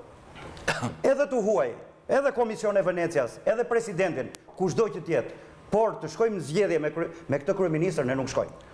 Po kjo është një zgjedhje joj. Edi Rama, si drejtues i Partisë Socialiste, si kryetari i Partisë Socialiste, sigurisht ka të drejtën e tij, ne nuk mund të diktojmë se kush do të jetë kryetari i Partisë Socialiste, por dhe nuk e përzëm, sepse s'kemi as mundësin, as të drejtën, nga një tavolinë e partive politike, ku do të diskutohet për të adresuar të çështjet të mëdha me cilat po përbalemi. Ne jemi forca politike, edhe si forca politike, ne në fakt kemi një ditë kur përballemi me njerëz ose përballemi me veten tonë, edhe me ju, përball. Është dita e zgjedhjeve. Thash, nuk kemi parti që funksionon me sondazhe ose me opinion publik. Ne kemi zgjedhje. Dhe për të shkuar në ato zgjedhje, një sekond për të lutem, nuk e kam se po të kishim zgjedhje. Ne kemi zgjedhje dhe për të shkuar në ato zgjedhje ne kemi 2 vjet që përpiqemi. Fituam zgjedhjet në qershor të 2017-s, mbaruan zgjedhjet në qershor. Në korrik të 2017-s kam qenë me Edi Ramën në Berat, filluan turin e llogaridhënies. Çfarë mendojnë qytetarët? Ne sa kishim fituar 17 ditë, në 17 korrik kemi qenë te kura e Beratit. Llogaridhënëse si Edi Rama ka pas bërë deri. O mendit lutem. Edhe ai dilte në qytetet. Po një sekond pra, qenë korrik 2017, nuk është të mendojmë për 30 qershorit. Prandaj po të them që nuk jeni serioz në qasjen ndaj një problemi të madh. Dakor, me turet që pas të bërë me Edi Ramën për të llogari qytetarëve. Po kjo është puna në krizë totale. Dhe nuk ta them unë një ta mbarojmë atë që Shqipëria është në nuk kam asnjë, nuk e nas dhe në radh parë duhet të doni ju si majorancë. Si do të gjendet zgjidhja? Se ndryshe do të përplasesh. Dakor. Po të them sa do ju evituam në korrik të 2000. Do të vinë ditë që do përplasesh. Ora fituam në 28 qershor, 25 qershor 2017, zgjedhjet e përgjithshme, në 17 korrik kemi ulur në Berat, filluam dialogun me qytetarët. Bëm analizë, bëm llogaridhënie, bëm analizë si kishin punuar këshilltarët tanë. Bëm një vit që merremi me kryetarët tanë bashkisë. Punojmë me njerëzit, gjejmë kryetar. Ndërsa ju keni 2 vjet që thoni nuk fitojmë dot, nuk fitojmë. Si do fitonim? Në çfarë profesionit botës, jo në politikë. Po çfarë profesioni, o mundi, në çfarë profesioni? Në biznes, po një sekond, si do të fitosh? Po të edhe gjithë parat e drogës. Pra, dakor, si do fitosh? 2 vjet. Po ta çosh euron në o mundi, lutem. Po ta mbarojmë dakor se ka një fjali pastaj. Si do fitoj opozita? Po temu fjali time pastaj po do. Si do fitoj opozita? Pra, përdorësh gjithashtu. ne kemi, po ta them për një sekondë. Dakor. Si do fitoj opozita? Dakor, mos do fitoj. Pra po ta them pra. Po punoni më mundi mos rini në televizor, edhe thoni ta nuk fitojmë. Manipulosh. Po dakor, o mundi po se kemi kaluar këtë karrierë së bashku. Do po luftojmë. Luftën për çdojem. Po si bëhet lufta për çdojem? Si bëhet lufta për të kryer opinion? Kjo është kakofoni. Një sekond, ta mbaroj pra, ta mbaroj. Të lutem pra se se thash ato që doja të thoja. Pra tash si në çdo po mirë, unë po flisja pra, ta mbaroj ato logjikën time. Pra po them një sekond, po ta mbarojmë logjikën tani. Pra thash, kemi 2 vjet që punojmë për 30 qershorin. Kemi dhe si politika, si çdo profesion tjetër ka nevojë për të punuar më. Po se nuk rihet dot televizor, do është humb. Pra, të kishit të shkuar, të kishit takuar njerëz. Punoni me PPP, të shkonim, o mundi. Një sekond më ta marr. Të kishit shkuar takonin njerëzit, shoqërinë, grupet shoqërore, i vizit zgjedh kryetar mirë bashkie. Të kishit garuar. Ju toni ka krizë të tillë. Ju toni ka krizë ekonomike, ka krizë sociale, ka krizë. Po kjo krizë do t'ju sillte vota ju. Po pse nuk ju sjell vota? 5% s'ka votuar. Pse nuk merrni pjesë në garë? O mundi do ne ka nevojë. Dhe politika. zotëri, sepse po të zbresësh pavlefshme. O, Mondi, po këshon deputet në devon, ku ishe majoritar. Unë e di, ti ishe në opozitëm, ne ishim pushtet, sa përfishe për votat e atyre njerëzve, për halët e njerëzve. Këshon nga deputetet që rije gjithë ditën me njerëzve. Pra ka nevojë dhe politika është punë, ka nevojë për të punuar. Ju punoni edhe rini, apo do humbas. Po të është 2 vjetë do humbisni. Po mos përgatë, që zgjodhët kryetar, kush një kryetar e bashkive? Partisë Demokratike. Po të bëhen zgjedhjet në 13, një sekundë, po të bëni zgjedhjet në 13 tetor. Kush janë kandidatët tuaj të bashkive që i njeh shoqëria?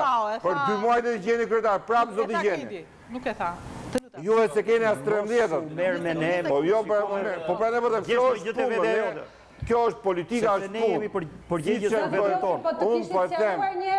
Ska nevojë kujdesesh ti për ne. Unë e them, sa vite kam politikë, sa vite kam në politikë, nga them dhe këto ta mbaroj. Sa vite kam politikë, po ta them dhe ty keni ta kam thonë dhe... Kemi ndo një që në dorë, partia kërë është opozitë është gjë më e bukur.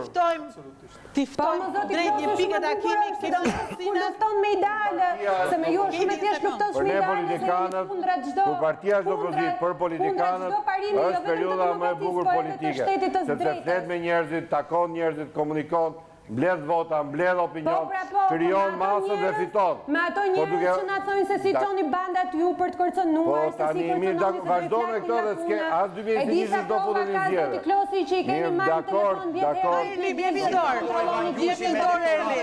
Do ta them prapë do premte, do takojmë unë me gjithë stafin e urës trajtorore, kam një drek.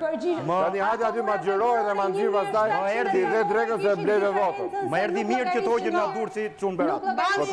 Se s'do të dilte emri me... Së doli emri me Avdylet, se do të kishte dalë edhe... Avdylet i ka pas kundërshtar, ma e di shumë mirë. Do të dilte emri dhe Avdylet në 2013, Avdylet ishin blidi votë partinë tënde.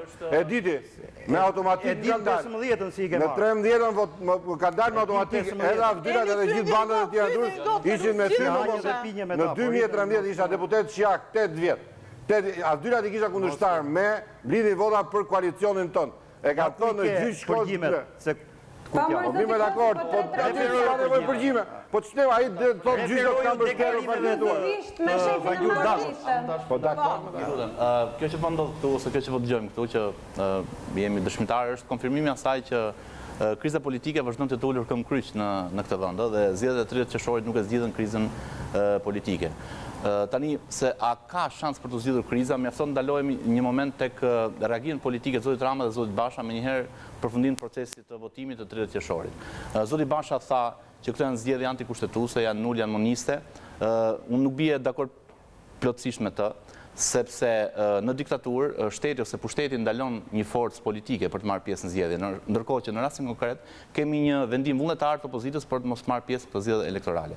Nga ana tjetër kemi qëndrimin e zotit Rama, i cili cilsoi këto zgjedhje historike. Dhe me këtë qëndrim unë nuk jam dakord, sepse këto zgjedhje mund të jenë historike në pikpamjen që opozita nuk mori pjesë. Për herë të parë në 3 dekada po themi pluralizëm, opozita nuk merr pjesë, po siç e tha dhe zoti Palmer, këto zgjedhje janë larg së qeni ideale. Tani për të kthyer përgjigje dhe zotit Klosi, i cili pyeti çfarë mund të bëj Partia Socialiste ose zoti Rama për ta shtensionuar këtë çështje dhe për ta lidhur edhe me konferencën në përshtyp të zotit Rama. Kryeministri tha në konferencë përshtyp që një nga kushtet për të ulur në dialog me opozitën është që nuk duhet shahet më Shqipëria në gjuhë të huaj. Tani unë besoj që më mirë Shqipëria në thojza të shahet apo të thuhet e vërteta në gjuhë të huaj, se sa të kamuflohet ajo në gjuhën shqipe dhe opozitës si drejtohet me fjalën ju do merrni ndot Sorokun. Unë nuk besoj që kryeministri kur e tha këtë fjali kishte ndërmend që edhe tabloidi Bild, pra gazeta gjermane Bild, të mos publikojë më lajme dhe të mos ta shajë Shqipërinë, ndërkohë që Bildi ka cilësuar që në Shqipëri zgjedhjet i organizon mafia dhe kryeministri Rama e ka quajtur si të përfshirë në aktivitet kriminal. Unë nuk besoj që kur Rama tha të mos shahet Shqipëria në gjuhë të huaj, ai kishte parasysh titullin e parë të janarit të gazetës The Independent, ku Shqipëria cilësohej si Kolumbia e Europës. Pra duhet thënë që nëse Shqipëria shahet në gjuhë të huaj, nuk është përgjegjësi dhe faj 100% i Lulzim Bashës. Tani çfarë mund të kishte bërë Edi Rama? Edi Rama mund të kishte bërë një gjë, mund të ishte distancuar së paku publikisht dhe politikisht nga personat që kanë rezultuar si të përfshirë në afera kriminale dhe korruptive gjatë muajit të fundit. News 24, televizioni News 24, por edhe Zëri Amerikës kanë publikuar një aferë një komplotim e quan të zëri Amerikës të institucioneve shtetërore, ku një firme fantazm ju dhanë 30 milion euro nga buxheti i shtetit, pra nga taksat tona. Nuk kemi asnjëri, jo të arrestuar, e kam thënë edhe një herë tjetër në studion tuaj, nuk kemi asnjëri të shkarkuar, të pezulluar nga puna për këtë çështje. Sigurisht pati disa muaj më vonë disa shkarkime, po ato ishin më shumë për të fshehur gjurmët se sa mbajtje përgjegjësie politike. Në dosjen 339, ne kemi përgjime, kemi përgjime të prokurorisë, nuk janë përgjime çimkash, janë përgjime të institucioneve shtetërore, ku antarët bandave kriminale diskutojnë dhe telefonojnë me zyrtarët të ujësjellësit dhe i thonë që na i sill ato listat se do t'i krefim nga votues potencial të Partisë Demokratike. Tani ti po bën një gjë që unë propozova të mos e bënte politika. Jo, ja çfarë mund të bëj Edi Rama, unë am pyetë çfarë mund të bëj Edi Rama dhe si mund zgjidhet kriza. Unë mendoj, nuk e ka vetëm Rama këtë. Shiko, nuk ka se sa herë që përmend në përgjimet ka një kështu më lart ta sqaroj logjikën tani. Zoti Rama, Zoti Rama po them unë tani, shiko, e kam thënë një herë tjetër, sado e keqe të jetë një opozitë e një vendi. Ajo kurrë nuk mund ta dëmtoj një shtet, saç mund ta dëmtoj ose ti bëj mirë, pra, qeveria ati vendi. Pra sado fajtore dhe përgjegjëse të jetë opozita për këtë krizë, ajo nuk mund të jetë kurrë aq fajtore dhe aq përgjegjëse sa qeveria. Pra të paktën publik unë e kuptoj që ndoshta prokuroria dhe sistemi i drejtësisë janë të pavarur dhe nuk kontrollohen nga qeveria, megjithse kam dyshimet e mia për këtë. Po të paktën formalisht kryeministri Rama mund të ishte distancuar nga këta njerëz. Kryeministri Rama mund të kishte shkarkuar dhe pse jo dhe kallëzuar ish zyrtarët e policisë që rezultojnë në përgjime si të implikuar në blerje, jo, patjetër, jam i hapur për debatin, po them që politikisht paktën zoti Rama mund të ishte distancuar nga kjo gjë. Ndërkohë që oferta e zotit Rama ishte pak bujare, nuk po them që ishte koprace, ai tha që unë jam dakord të ulem me Partinë Demokratike vetëm për diskutuar reformën zgjedhore.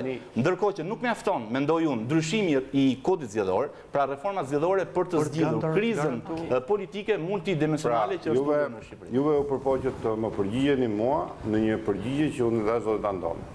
Zotit Andoni u pyeti, ose më pyeti mua, çfarë mund bëj tani për zgjidhjen e krizës me Partinë Demokratike? Dhe unë thash që i bën gjitha, është i hapur për çdo gjë. Të gjitha këto që thatë ju, janë probleme të cilat nuk kanë lidhje shumë me debatin. Se këta thonë që gjitha këto që ju përmendët një listë, nuk i kanë bërë as ato policët e Dibrës, as policët e Urësve Gurore. Këta thonë i ka bërë Edi Rama. Dhe këta nuk prandajnë Edi Rama. Kështu nuk kemi përputhje. Ju pyeta çfarë mund të bëjë qeveria dhe unë ju e di çfarë mund të bëj. A mund ta bëj këtë gjë? Ajo që ka thënë Edi Rama me gojën e vet dhe kemi thënë. Të jepni llogari para drejtësisë. Po, jemi të gatshëm të japim llogari për para drejtësisë. Por i morën në mbrojtje dhe tha kjo është praktik normale. Ne do ta bëjmë edhe zgjedhjen. Çfarë doni? Dhe atëherë si duhet të bëjmë zgjedhje? Kur ti do të vazhdosh prapë? Nuk ka ndonjë të keq. Çfarë doni? E vetmja gjë që ju doni është ne të ikim dhe të vini ju. Mos bëhet kjo punë të folur, më nuk bëhet nga. Ne po themi mos u lidh me krimin organizuar për të fituar. Dakor, më e thua ti, dakor, më e thua. Ne nuk duam të asnjë forcë politike. Se mos ta ketë këtë si çfarë doni pra, çfarë doni ju? Çfarë kërkoni? Se ju do ta keni kërkesë. Pre lidhjet me krimin politikës. Dakor, dhe theti do priten lidhjet me krimin. Si do të priten? Kur ti ke dalë edhe i mbrojtë. Po si bëhet kjo pra? Si bëhet mekanizmi? Mos i mbro ata që po si është mekanizmi? Janë ekspozuar. Po mirë, dakor, do i mbroj. Po dakor, do i mbroj. Duhet të distancohesh. Nuk i ka mbrojtur më e tha. Do shkojnë përpara gjyqësorit të gjatë, të shkurtrit, të majtë, të djathtë. Nuk janë asgjë. Drejtorit të ngrihet gjyqësori pa varë. Po çfarë do dakon? Çfarë doni? Dy herë ka mbrojtur Vangjur Dakon. Po çfarë do? Edhe kur dolën përgjimet e para, edhe të dytat. Ka mbrojtur edhe Ulcimanji në këtë studio të tjera. Ka mbrojtur edhe Gjiknurin, edhe drejtorin e policisë, edhe drejtorin e arsimit. Po çfarë doni pra nga Edi Rama? Se s'po e kuptoj. Çfarë doni? Po dakor, do kur do dita ju do shkojmë. Edhe thot të bëj. Tu fillon e para, distancimi nga praktika fillon. Fillojmë në sistemin gjyqësor të dikat. Ju do të ikë Edi Rama, po sigurisht se nuk e keni zgjedhur Edi Rama, ne kemi zgjedhur ne. Jo mërë ju mbajnë Edi Ramën në shtijuaj. 74 deputet të dalë nga vota e 2007. Ne po doja do vim pushtet. Edi Ramën nuk ka rrugë tjetër për ta pushtet. Por ne duam kushte, po tani se jemi tani, se fakt, ne do të bëjmë gjërat logjike, se ju keni ndërtoni muhabetin mbi ca gjëra që ju si besoni as vetë. e beson... Dakor, o mundi e beson të se 85% e shqiptarëve... Është më shumë. 85% e shqiptarëve nuk ju erdhën votonin. Sepse pashë, nga ora 6 deri në 7 mbas dite, ju në nxirrni që kanë votuar 100.000 e pranon ti që 85%... Një kohë që gjithë vita ishte e thatë. O mundi ti më ti që nuk ishte votu, si mund ta besoj unë që në një orë kanë votuar 100.000 po jam pra që ky është fakti i parë që ju keni manipuluar edhe ditën. Po si mund ta thuash ti, po nuk ke ti. Po nuk e thua dot ti, e di pse janë manipuluar apo jo? Sepse del KQZ-ja. Po e pranon ti që 85% është e vërtet. Po jo. Formulari i KQZ-s tregon 6%. Ja ku është falsifikimi. E pranon ti argumentin që 85%. Ti e pranon ti mund spao. E pranon që 85% e shqiptarëve nuk e votuan. Por ata e treguan. E pranon, po jo. Po ta them motra ime është në Kanada me gjithë burrën e saj. Nuk erdhën dot janë në Kanada për të votuar. Ja u hiqi 2. Nga 85% 2 vot i hequn familje motrat e mia. Janë larg, nuk erdhën dot. Nuk votojnë në një orë. Po mirë, dakord, po nuk është prandaj ke falsifikuar. Mor njerëzit nuk janë budallëja më. Njerëzit na dëgjojnë dhe njerëzit na vlerësojnë. Pikërisht njerëzit nuk janë budallë. Njerëzit nuk janë. 85% nuk votojnë votime. Tani ju thoni lidhja krimit organizuar, vjedhja vota, nuk e bëjmë dot me fjalë. Unë nuk ta mbush dot mendje ty në debat. Ajo që tha Çipa. Me regjistrime. Nuk jam mbush dot mendje. Ka dhe me figurë. Por nuk ta mbush dot mendje me argumente. Unë flas për njerëzit, po t'ishe bashkë ne mund pini kafe më mbrapa. Unë flas për njerëzit.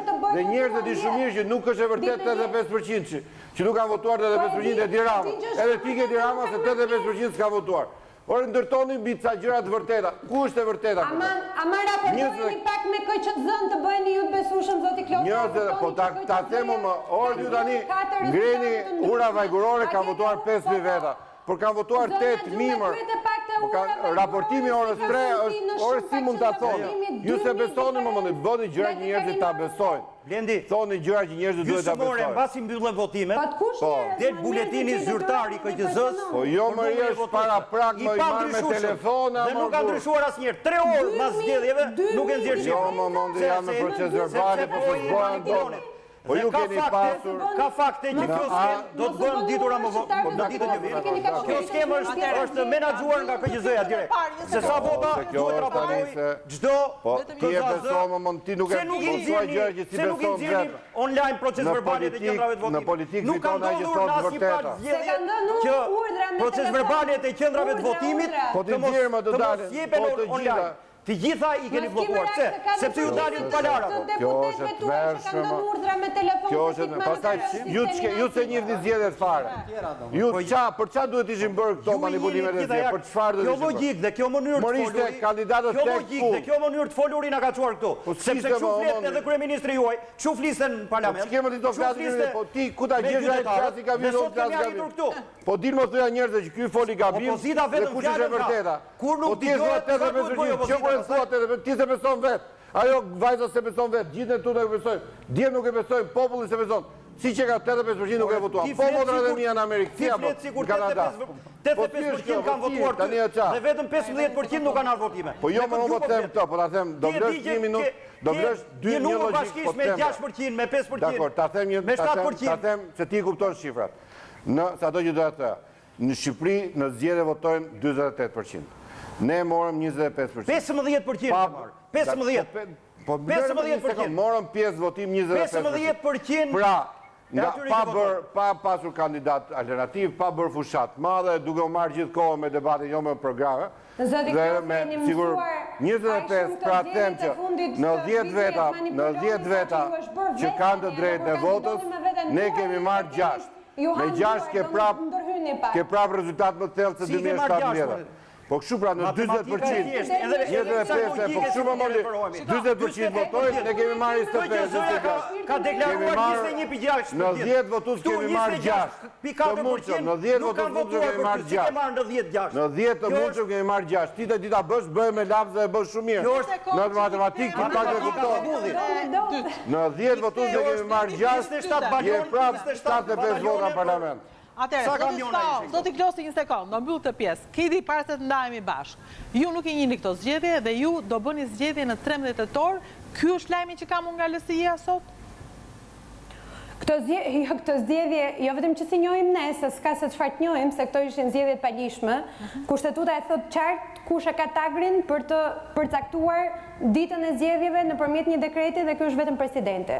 Për aq kohë sa data e zgjedhjeve lokale të përcaktuara me dekret të presidentit është data 13 tetor, kjo është edhe për Lëvizjen Socialiste për Integrim dita kur duhet këtë zgjedhje lokale. Po si do i bëni ju në 13 tetor? Si do i bëni? Më fal. Sa i takon ditës së djeshme, meqense kishte edhe ca hipoteza në studion tuaj, unë nuk po flas fare, merrni edhe flisni, jepeni, transmetojeni edhe për shqiptarët, ka nevojë të dëgjojnë disa herë se çfarë tha zonja Glover.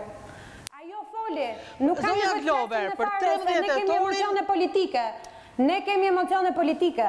Zonja Glover foli shumë qartë, edhe me që kishte dyshim aty në studio, unë përgjithsisht jam shumë korrekte, nuk deformoj fjalet e tjerëve, preferoj t'i them ato ashtu siç ata i thonë.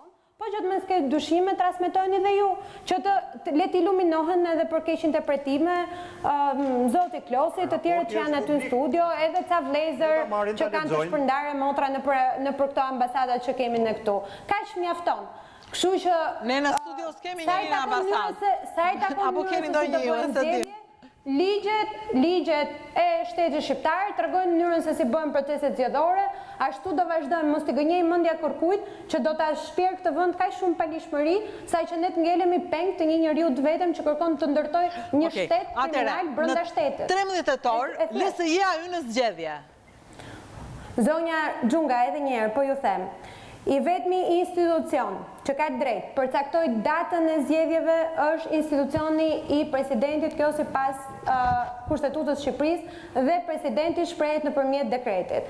Dekreti i presidentit thotë se zgjedhjet lokale duhet mbahen me datë 13 tetor të vitit 2019. E kuptoj, po si do ja bëni ju me presidentin, do bëni zgjedhje kur s'keni qeverinë, kur s'keni administratën? Kjo është pyetja ime. Teknikisht po pyes, jo politikisht. Po teknikisht se dhe zonja Glover tha, po më thirrën do vi, po kush do e theresi zonjën Glover? Mos ki merak zonja Xhunga, zgjidhjet, po ju a them edhe një herë tash në fillim të në hapjet e emisionit tuaj. Zgjidhjet janë aq të thjeshta kur vendi ka ca burra shteti, edhe jo ca burra e pushteti, po ka ca burra shteti, edhe gra shteti, padyshim, që mendojnë për të ardhmen e këtij vendi dhe jo për ta shkatruar atë. Atëherë, flasim pak teknikisht. Më fal edhe një herë. Si do ta bëni në 13 tetor? Mjafton që të ketë njerëz me vullnet të mirë. Sot presidenti ka mbajtur një deklaratë shumë gjatë për shtypje, është përgjigjur dhe pyetjeve të gazetarëve, besoj që ka qenë shtërues. Ai ofroi disa mundësi për të shkuar në zgjidhje që Shqipëria të ketë mundësi më në fund të ecë përpara dhe jo të kthehet mbrapa në kohë të diktaturës, po të ecë përpara drejt proceseve integruese me Bashkimin Evropian. Po e them edhe një herë, kjo është diferenca ndërmjet burrave të shtetit dhe burrecave të pushtetit. Burrat e shtetit dhe gratë e shtetit shohin drejt, burrecat ngelen mbrapa me justifikime që nuk praktikohen dot as në komisionerët e tyre dhe në KZ-at e tyre Kedi, nuk jam vetëm unë e paqartë, është gjithë studio e paqartë për 13 tetorin çfarë do bëni teknikisht. Megjithatë, ka ndonjë pyetje për 13 tetorin? Teknikisht të shpjegojnë ligjet se si nuk na shpjegon dot. Ka nevojë të bëjmë shpjegime tjera teknike. Zonja Mehmeti nuk na i shpjegon dot ne teknikisht 13 tetorin. Nuk na shpjegon. Ne shpjegojnë ligjet, nuk kam se ta shpjegoj unë. Problemi shtrohet që ka dy gjëra. Se së pari, kjo shumicë ka nisur një proces të shkarkimit në parlament të presidentit. Dhe në qoftë se deri në datën 13 tetor, besoj që edhe ju me mbështesni këtë gjë, do plotësojnë vendet vakante të gjykatës kushtetuese. Apo jo? Deri në çastin që po flasim, asnjëra nga palët dhe aktorët nuk i është drejtuar qoftë dhe në mënyrë protokollare gjykatës kushtetuese. Nëse gjykata kushtetuese Kjo do thotë që dhe Partia Socialiste pra një datën 13, më falni për nuk i është drejtuar, pra unë atë po them. Nuk i është drejtuar. Edhe ju si jeni drejtuar, as Partia Demokratike nuk i është drejtuar. Pra nuk e keni protokolluar kërkesën në gjykatën kushtetuese. Sepse është e vërtetë që kundërshtim. Po nuk po them, pra unë po ta them praktikisht ka një proces që quhet, nëse ti e protokollon, zë radhën edhe për gjykim. Se ka radhë edhe në gjykat, pavarësisht se vendet aty janë mbivendosur dosjet dhe çështjet. Në rastin konkret ju se keni çuar një gjë të tillë, ta regjistroni si kërkesë në gjykat. në protokollin e gjykatës. Dhe e dyta, në qoftë se unë po ngre, unë po bëj, më fal, unë po bëj një arsyetim. Ta mbaroj pak të lutem.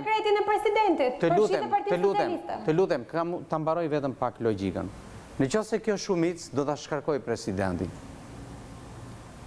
Çfarë do të ndodhë? Po nuk ka mundësi ligjore ta shkarkoj sepse duhet vendimi i gjykatës kushtetuese dhe po gjykata kushtetuese deri në datën 13 tetor do të krijohet. Besoj ndani dhe ju. Si vështirë krijohet, sepse po janë afatet kushtetuese. Mos jelimi në debatet tilla. Ka dhe një pyetje me por duhet ngrihet gjykata lart një herë. Të ngrihet gjykata lart, pastaj gjykata kushtetuese. Sepse ka 3 antarë nga gjykata lart. Po kandidatura praktikën qitur dhe afatet kushtetuese janë të tilla. Me praktikën e deri tani edhe unë jam skeptik që edhe deri në fund vitit nuk do ngrihet. Jam skeptik. Inshallah ngrihet që nesër. Që nesër. Një pyetje?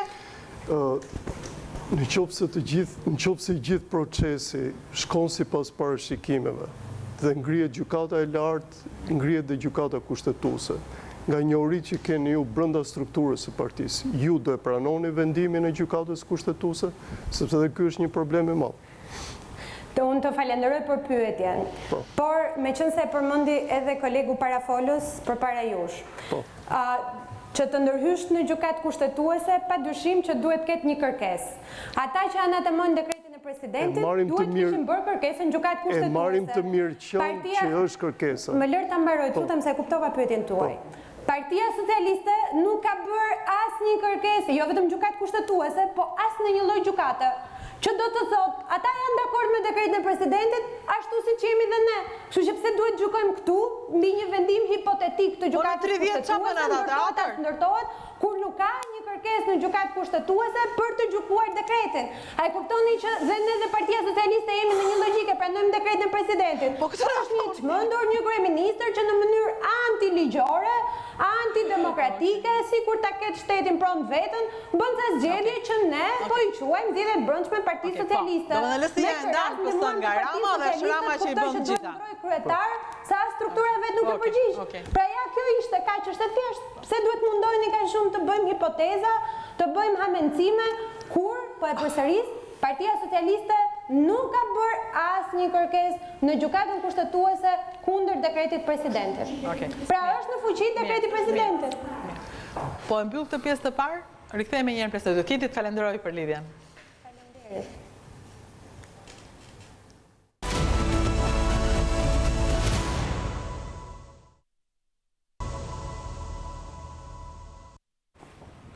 Dhe rikthehemi në studio, një përsëri përballë është në kryetari i Partisë Demokratike, është zoti Klosi, një personalitet në Partinë Socialiste, kam kolegë gazetar, sapo largua në kryetarja e LSI-s. Debati është një pikë që mund të vazhdojë tillë deri në fund, ku palët përplasen. Ndërkohë, sapo lexoja një lajm që për 30 qershorin, sipas prokurorisë së përgjithshme, nuk ka asnjë kallëzim. Domethënë, të gjithë palët përplasen në studio televizive, ndërkohë që askush nuk përplaset përpara drejtësisë. Po, nuk ka edhe besoj, nuk ka një akuzë publike nga asnjë forcë politike për 30 qershorin. Kur tha që u diskutua se çfarë tha Edi Rama për 30 qershorin, realisht ishte një ditë, mendoj një nga ditët që do mbahen mend gjatë në Shqipëri. Unë kam shumë vite që merrem me fushata. Ishte fushata e parë që ndjej një si lloj ndjesie që kishim gjithë që se mund ndodhte diçka e tmerrshme.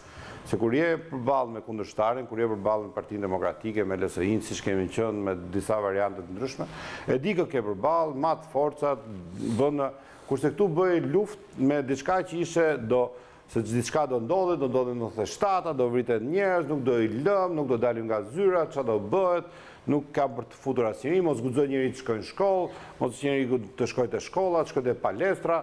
Do dalim me njerëzit tanë, natën, ditën, kujdes natën, bëhet mitinge në orën 8 darkës, sigur çfarë do ndodhi natën.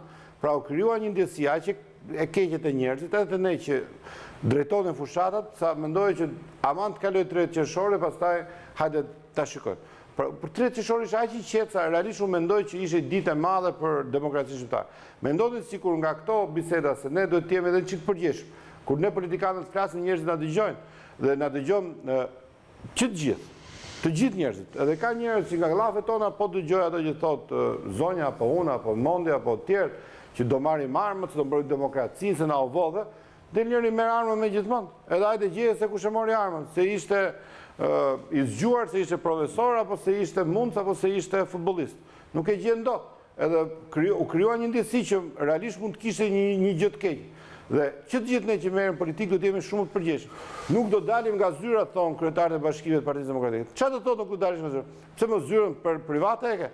Në vendimi KQZ-s del nesër, shkon miratohet gjykat vendimi, ka detyrën dalin nga zyrat e dorëzoj zyrën edhe me ceremoni, të dorëzoj shiritin kryetarit të ri të bashkisë. Çfarë thotë që nuk dalim ne nga zyrat? Pse kush e ka dhënë zyrën kryetarit të bashkive që janë sot? Kush e ka dhënë? Kjo është pra demokracia. Ne do njohim datën 13 tetor. 13 tetorin të futet PD-ja, pyeti PD-n, do futen 13 tetor në garë me LSI-n apo do bëjmë edhe një pasaj 26 nëntor ose 28 nëntor, se kanë ditën e tyre 28 me 29, do futet PD-ja në garë. Pra të nxjerrim 3 kryetarë bashkie në Berat.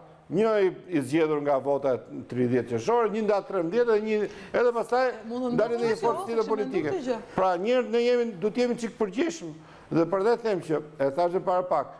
Ne do të themi gjëra që në radhë parë i besojmë vetë. Në radhë parë do t'i besojmë vetë ato që them.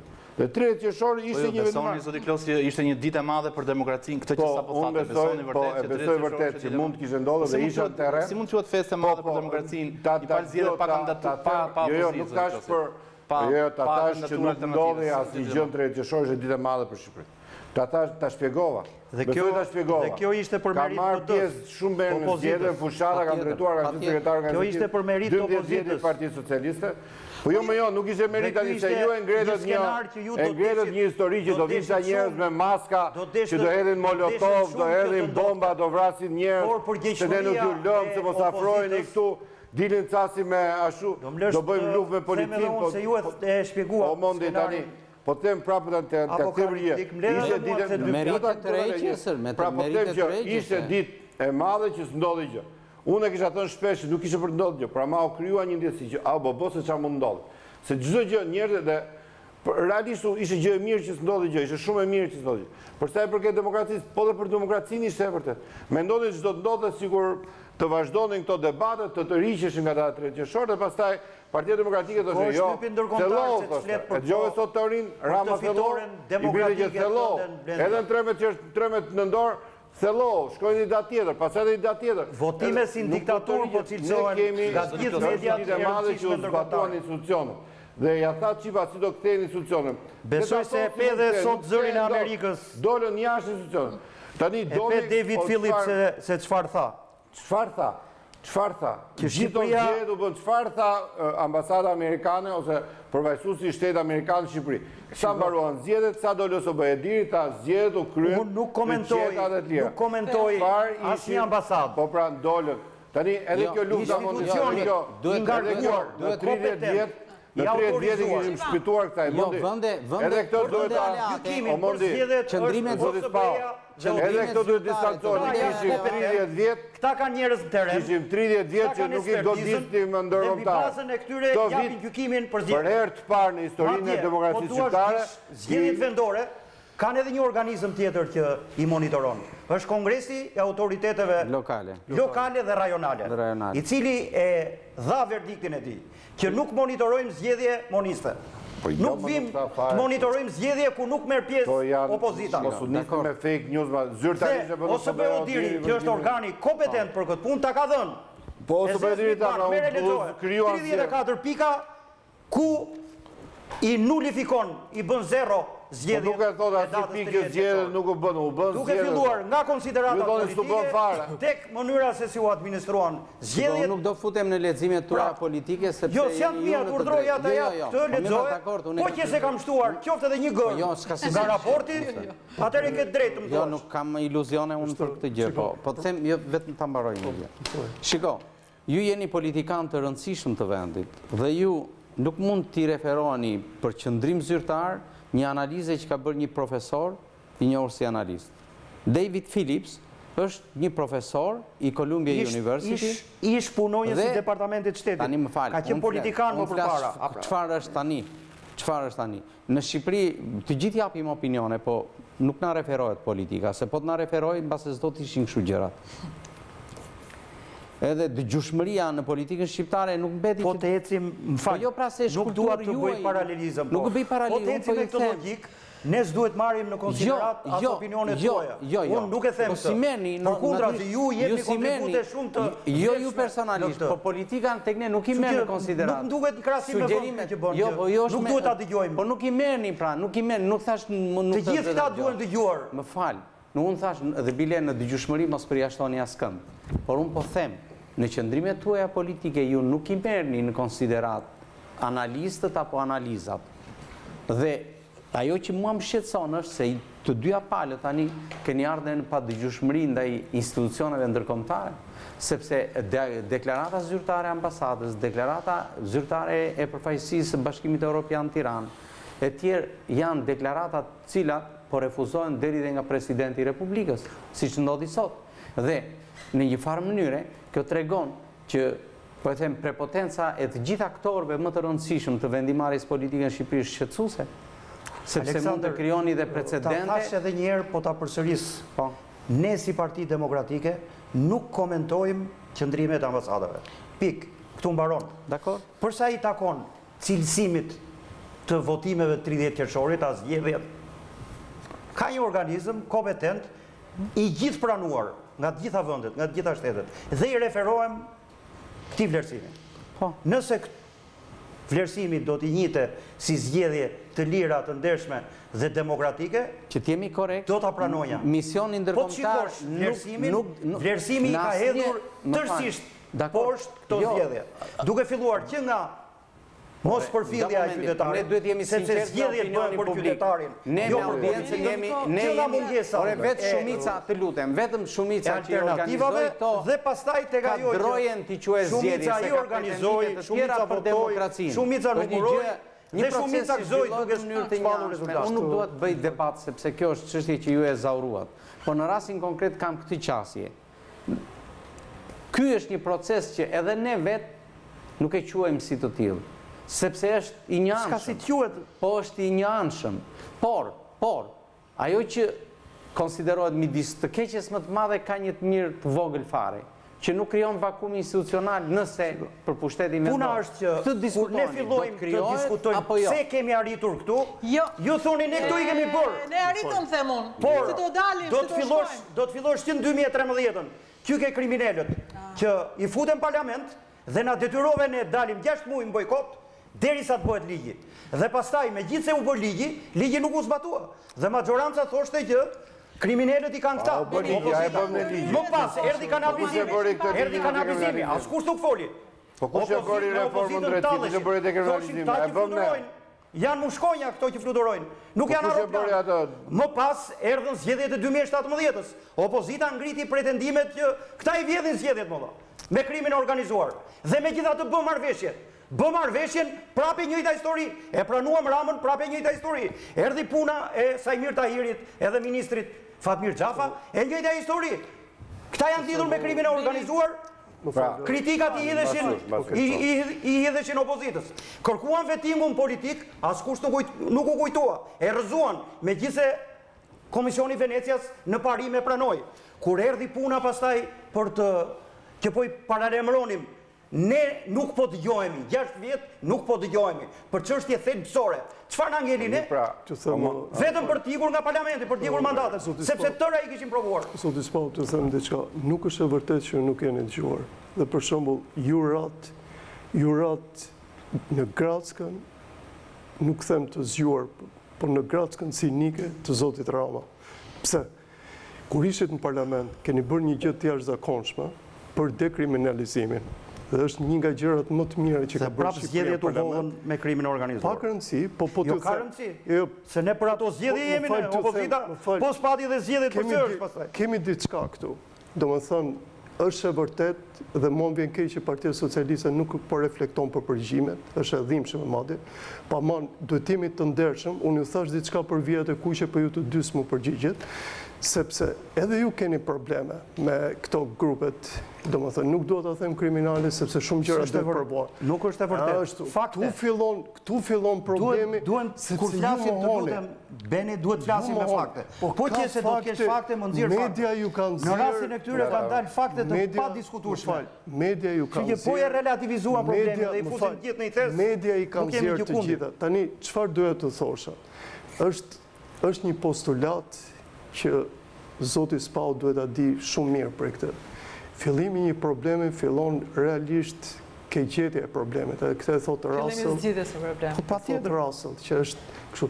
Dhe të dyja partitë nuk kanë qasje ke kjo. Dhe çdo t'ju them, nga filozofia jonë historike politike, kjo ngjashmëri, po ju them është e dhimbshme, po t'ju them, ka ndodhur vetëm në kohën e regjencës fashizmit.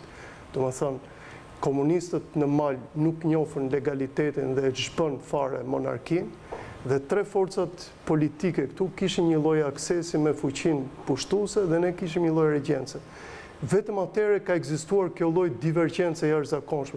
Por atëherë ishte një paradoks madh sepse administroheshim vetë, po kishim një fuqi gjoja kaluese, po ishte fuqi pushtuese. Ne tani jemi të pushtuar nga kaosi dhe kemi dy forca politike që tamam në filozofinë politike duhet të drejtohen. Ka ndryshuar jashtëzakonisht sepse të dyja forcat politike me çfarë shoh e quajnë si monopol. E quajnë si monopol mbarvajtjen e këtij vendi. Ndërkohë që unë i përmbahem kësaj që është e vërtetë që unë çdoj ke kjo, Zoti Klosi e shpjegoi për mendimin tim e shpjegoi shumë mirë këtë sensin e rezervimit që kanë ata.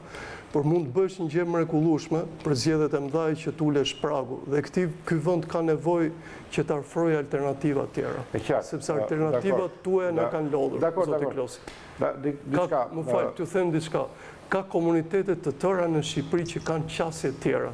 Ndërkohë ne kemi ngel monopol i Partisë Demokratike, i Partisë Socialiste dhe unë mund bie plotësisht dakord me Zotin Klosi për çështjen e sistemit, por nuk e zgjidh sistemin. Nëse i themi ndonjë gënjeshtër të madhe shqiptarëve që dhe është krijuar përshtypja që po të ndrojmë sistemin, nuk e kam për ju, më falë. Nuk e kam për ju. Është krijuar përshtypja që po të ndrojmë sistemin, zgjidhen problemet e këtij vendi. Tërësisht e gabuar. Ne kemi sistemin politik të zbalancuar. Dhe zbalancimet kanë ardhur që e kanë quar Edi Ramën, sot është në situatën që i ka kapur gjitha pushtetet. Dhe kur themi që të dialogojmë dhe të gjejmë zgjidhje, kemi kërkuar për zgjidhje të mira të ndershme, që nuk është vetëm kodi zgjedhor, por ka edhe një sër çështjesh tjera të cilat duhet i zgjidhim, ka çështje të sistemit politik, që jemi të hapur të diskutojmë dhe të gjejmë zgjidhjet, por me atë i cili na çoi në këtë pikë. Po jo me Partinë Socialiste. Nuk mund të bisedoj. Me Partinë Socialiste po. Por me Ramën si kryeministër nuk dialogojmë, sepse dialoguam një herë dhe e shkeli fjalën. Po flasim prapë. Dhe dyta po them që këta që kanë vjedhur zgjedhjet duhen dënuar. Që dhe njerëzit mund na ndjeken dhe nuk bëjmë zhurmë. Zoti Blen, një moment do të thotë diçka. Mund t'ju shërbej në përgjigjen tuaj. Më ka çuditur, atëherë juve nuk keni qenë në radhën e parë të politikës. Ju nuk e gjetët gjuhën kur serbët na vinin në tropoj. Vinin i qik iknin dhe bën atë që bën Kosovë. Dhe në atë momente nuk e keni gjetur gjuhën. Që është kjo absurd. Dhe ju e gjeni gjuhën të thoni për sistemin. Dhe thëmë, pëse se filloni bisedën tamam këtu, dhe më thënë. Dakor, pra. Ajo që do të thoja ishte që shumë mirë që Rami qik qetë dhe mund të flasim gjërat qik më gjatë. Pra, në 2013, në një nga premtimet e mëdhaja që bëm kur erdhëm pushtet, ishte reforma në drejtësi. Nuk e kemi gjë të fshetë. Ne premtuam në disa reforma, në disa premtime elektorale 2013, më kryesore është do reformojmë gjithë sistemin e drejtësisë. Dhe 4 vjet u përpoqëm, rrezikuam dhe mazhorancën, mbani mend, rrezikuam të binim nga qeveria, rrezikuam të shkollim zgjedhjet parakoshme për reformën drejtësi. Edhe ishim shumë të bindur që kjo reformë ishte shumë e nevojshme për Shqipërinë. Dhe ato që tha Zoti Spau, që të gjitha janë aksione që i kemi bërë së bashku. Por në fundit, votat kanë qenë Partisë Socialiste, qoftë për dekriminalizimin, qoftë për vetingun, qoftë për ngritjen e sistemit gjyqësor nga e para apo për procesin e reformës drejtësi, qoftë për shumë gjëra tjera. Qoftë se doni Kanë qenë votat e opozitës. Një sekond. Si kanë qenë? Po mirë, pra ka qenë majoranca që vendoste. Reforma drejtësi u miratua me 140 vota. Dakor, në ditën e fundit votuat. Në radhë parë duhet janë njohur shërit opozitës. E dim shumë mirë se si votuat ditën e fundit. Po s'ka rëndësi kjo. Vullneti ka qenë i përbashkët, por ama me vendimarët majorancë, ne ishim majorancë dhe i bëm gjitha këto. Dhe po them, edhe kanalizim, po të lutem pra ta mbaroj 6 ligjet e reformës drejtësi. Mondi ta mbarojmë. Përse i shtati u miratua me konsensus dhe 6 tjerë? Ta mbarojmë se prandaj tash mendova se kishim 2 minuta të flisnim. Pra po them që ne i pranuam gjitha këto dhe shumë mirë që ju bët opozitën, ngritët shqetësimi gjeti, por vullneti i Partisë Socialiste ka qenë i plot për të dhënë zgjidhje. Dhe këto ligje kemi bërë ne në parlament, ka qenë të flisje për këto gjëra, ja u përmenda 2009, 2010, 2011, po të doni 21 janarin, pra as bëj fjalë që ne të kishim. Ti e di shumë mirë se çfarë ndodhe në parlamentin kur ishin Partia Demokratike në pushtet. Dhe tani këtë moment që jemi, ne nuk e quajmë, nuk e ke dëgjuar, nuk e ke dëgjuar nga asnjë titullari i partisë, asnjë funksionari i Partisë Socialiste që ne në 30 qershor fitua. Është e vërtetë që ne morëm 61 kryetarë bashkie, por ne bëm detyrën karshi institucionit. Nuk quajmë që fituam. Dhe ne nuk themi që kemi vajtur në zgjedhje dhe fituam me merit. Ishte merita jonë që u treguam aq të fortë sa ju kapitulluat përpara. Po e njeh bota këto, më kapitulluat. Dhe nëse do të njohë një merit. Kapitulluar jeni ju. Po më ne jemi kapitulluar, ju kapitulluar. 85% të votuesve. Po dakor, ta prapu ktheve. Po ta them. Nëse doni, po ta them, unë them se jam. Unë flas pak çik më shumë se tjerë, po ta them. Nëse doni të njoh një merit edhe Lulzim Bashës, është që kapitulloi dhe Sali Berisha erdhi me revolucion në parlament, edhe iku me kapitullim, edhe se kemi më në parlament. Ka filluar rënia e shpejt, po vazhdoni ju, prisni që ne do bijem nga 5 Rikthejmë prapë bisedën aty ku te sherifi. Po të themi gjë tjetër, që ne dhe tani në këtë fazë dhe çoj atje. Nuk jemi ne të themi që ne jemi, se në fakt nga gjërat që më dojnë që tha zot Andoni që nuk keni interes përpara qytetarëve. Jo, nuk është kështu që s'kemi interes. Ne kemi ndërtuar filozofinë e qeverisjes në interes qytetarëve. Dhe i keni parë këto ju si besoni, po këto janë të vërteta bashkëqeverisja. Shqiptar kanë ikur 6 vite. Kjo që thua ti është demagogji, sepse po ti dhe në kuadër, po t'ishim ne.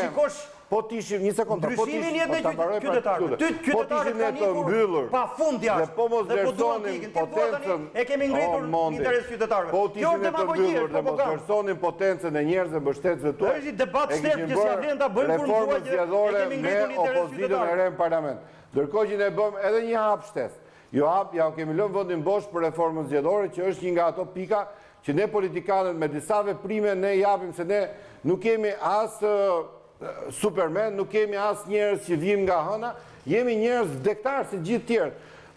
Forcat politike na kanë votuar për të qenë krye të këtyre forca, për të qenë deputet, për të qenë parlament, për të marrë vendime. Dhe një nga vendimet e zgjuara që mund marrim është hajde të ulemi për sistemin.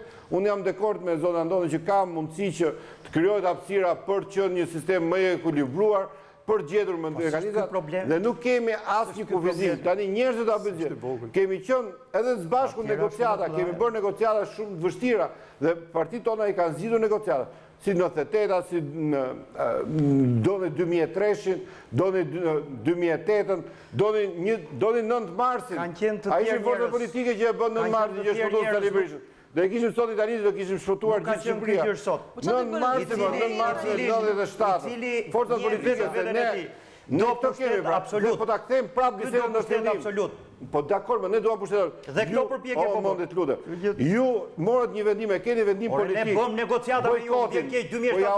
Po ja dam, tha që nuk bëhen zgjedhje me dira. Kush ishte rezultati i negociatave? Kush ishte rezultati? I voti 6 ministra më i morët. Ministri e brendshëm.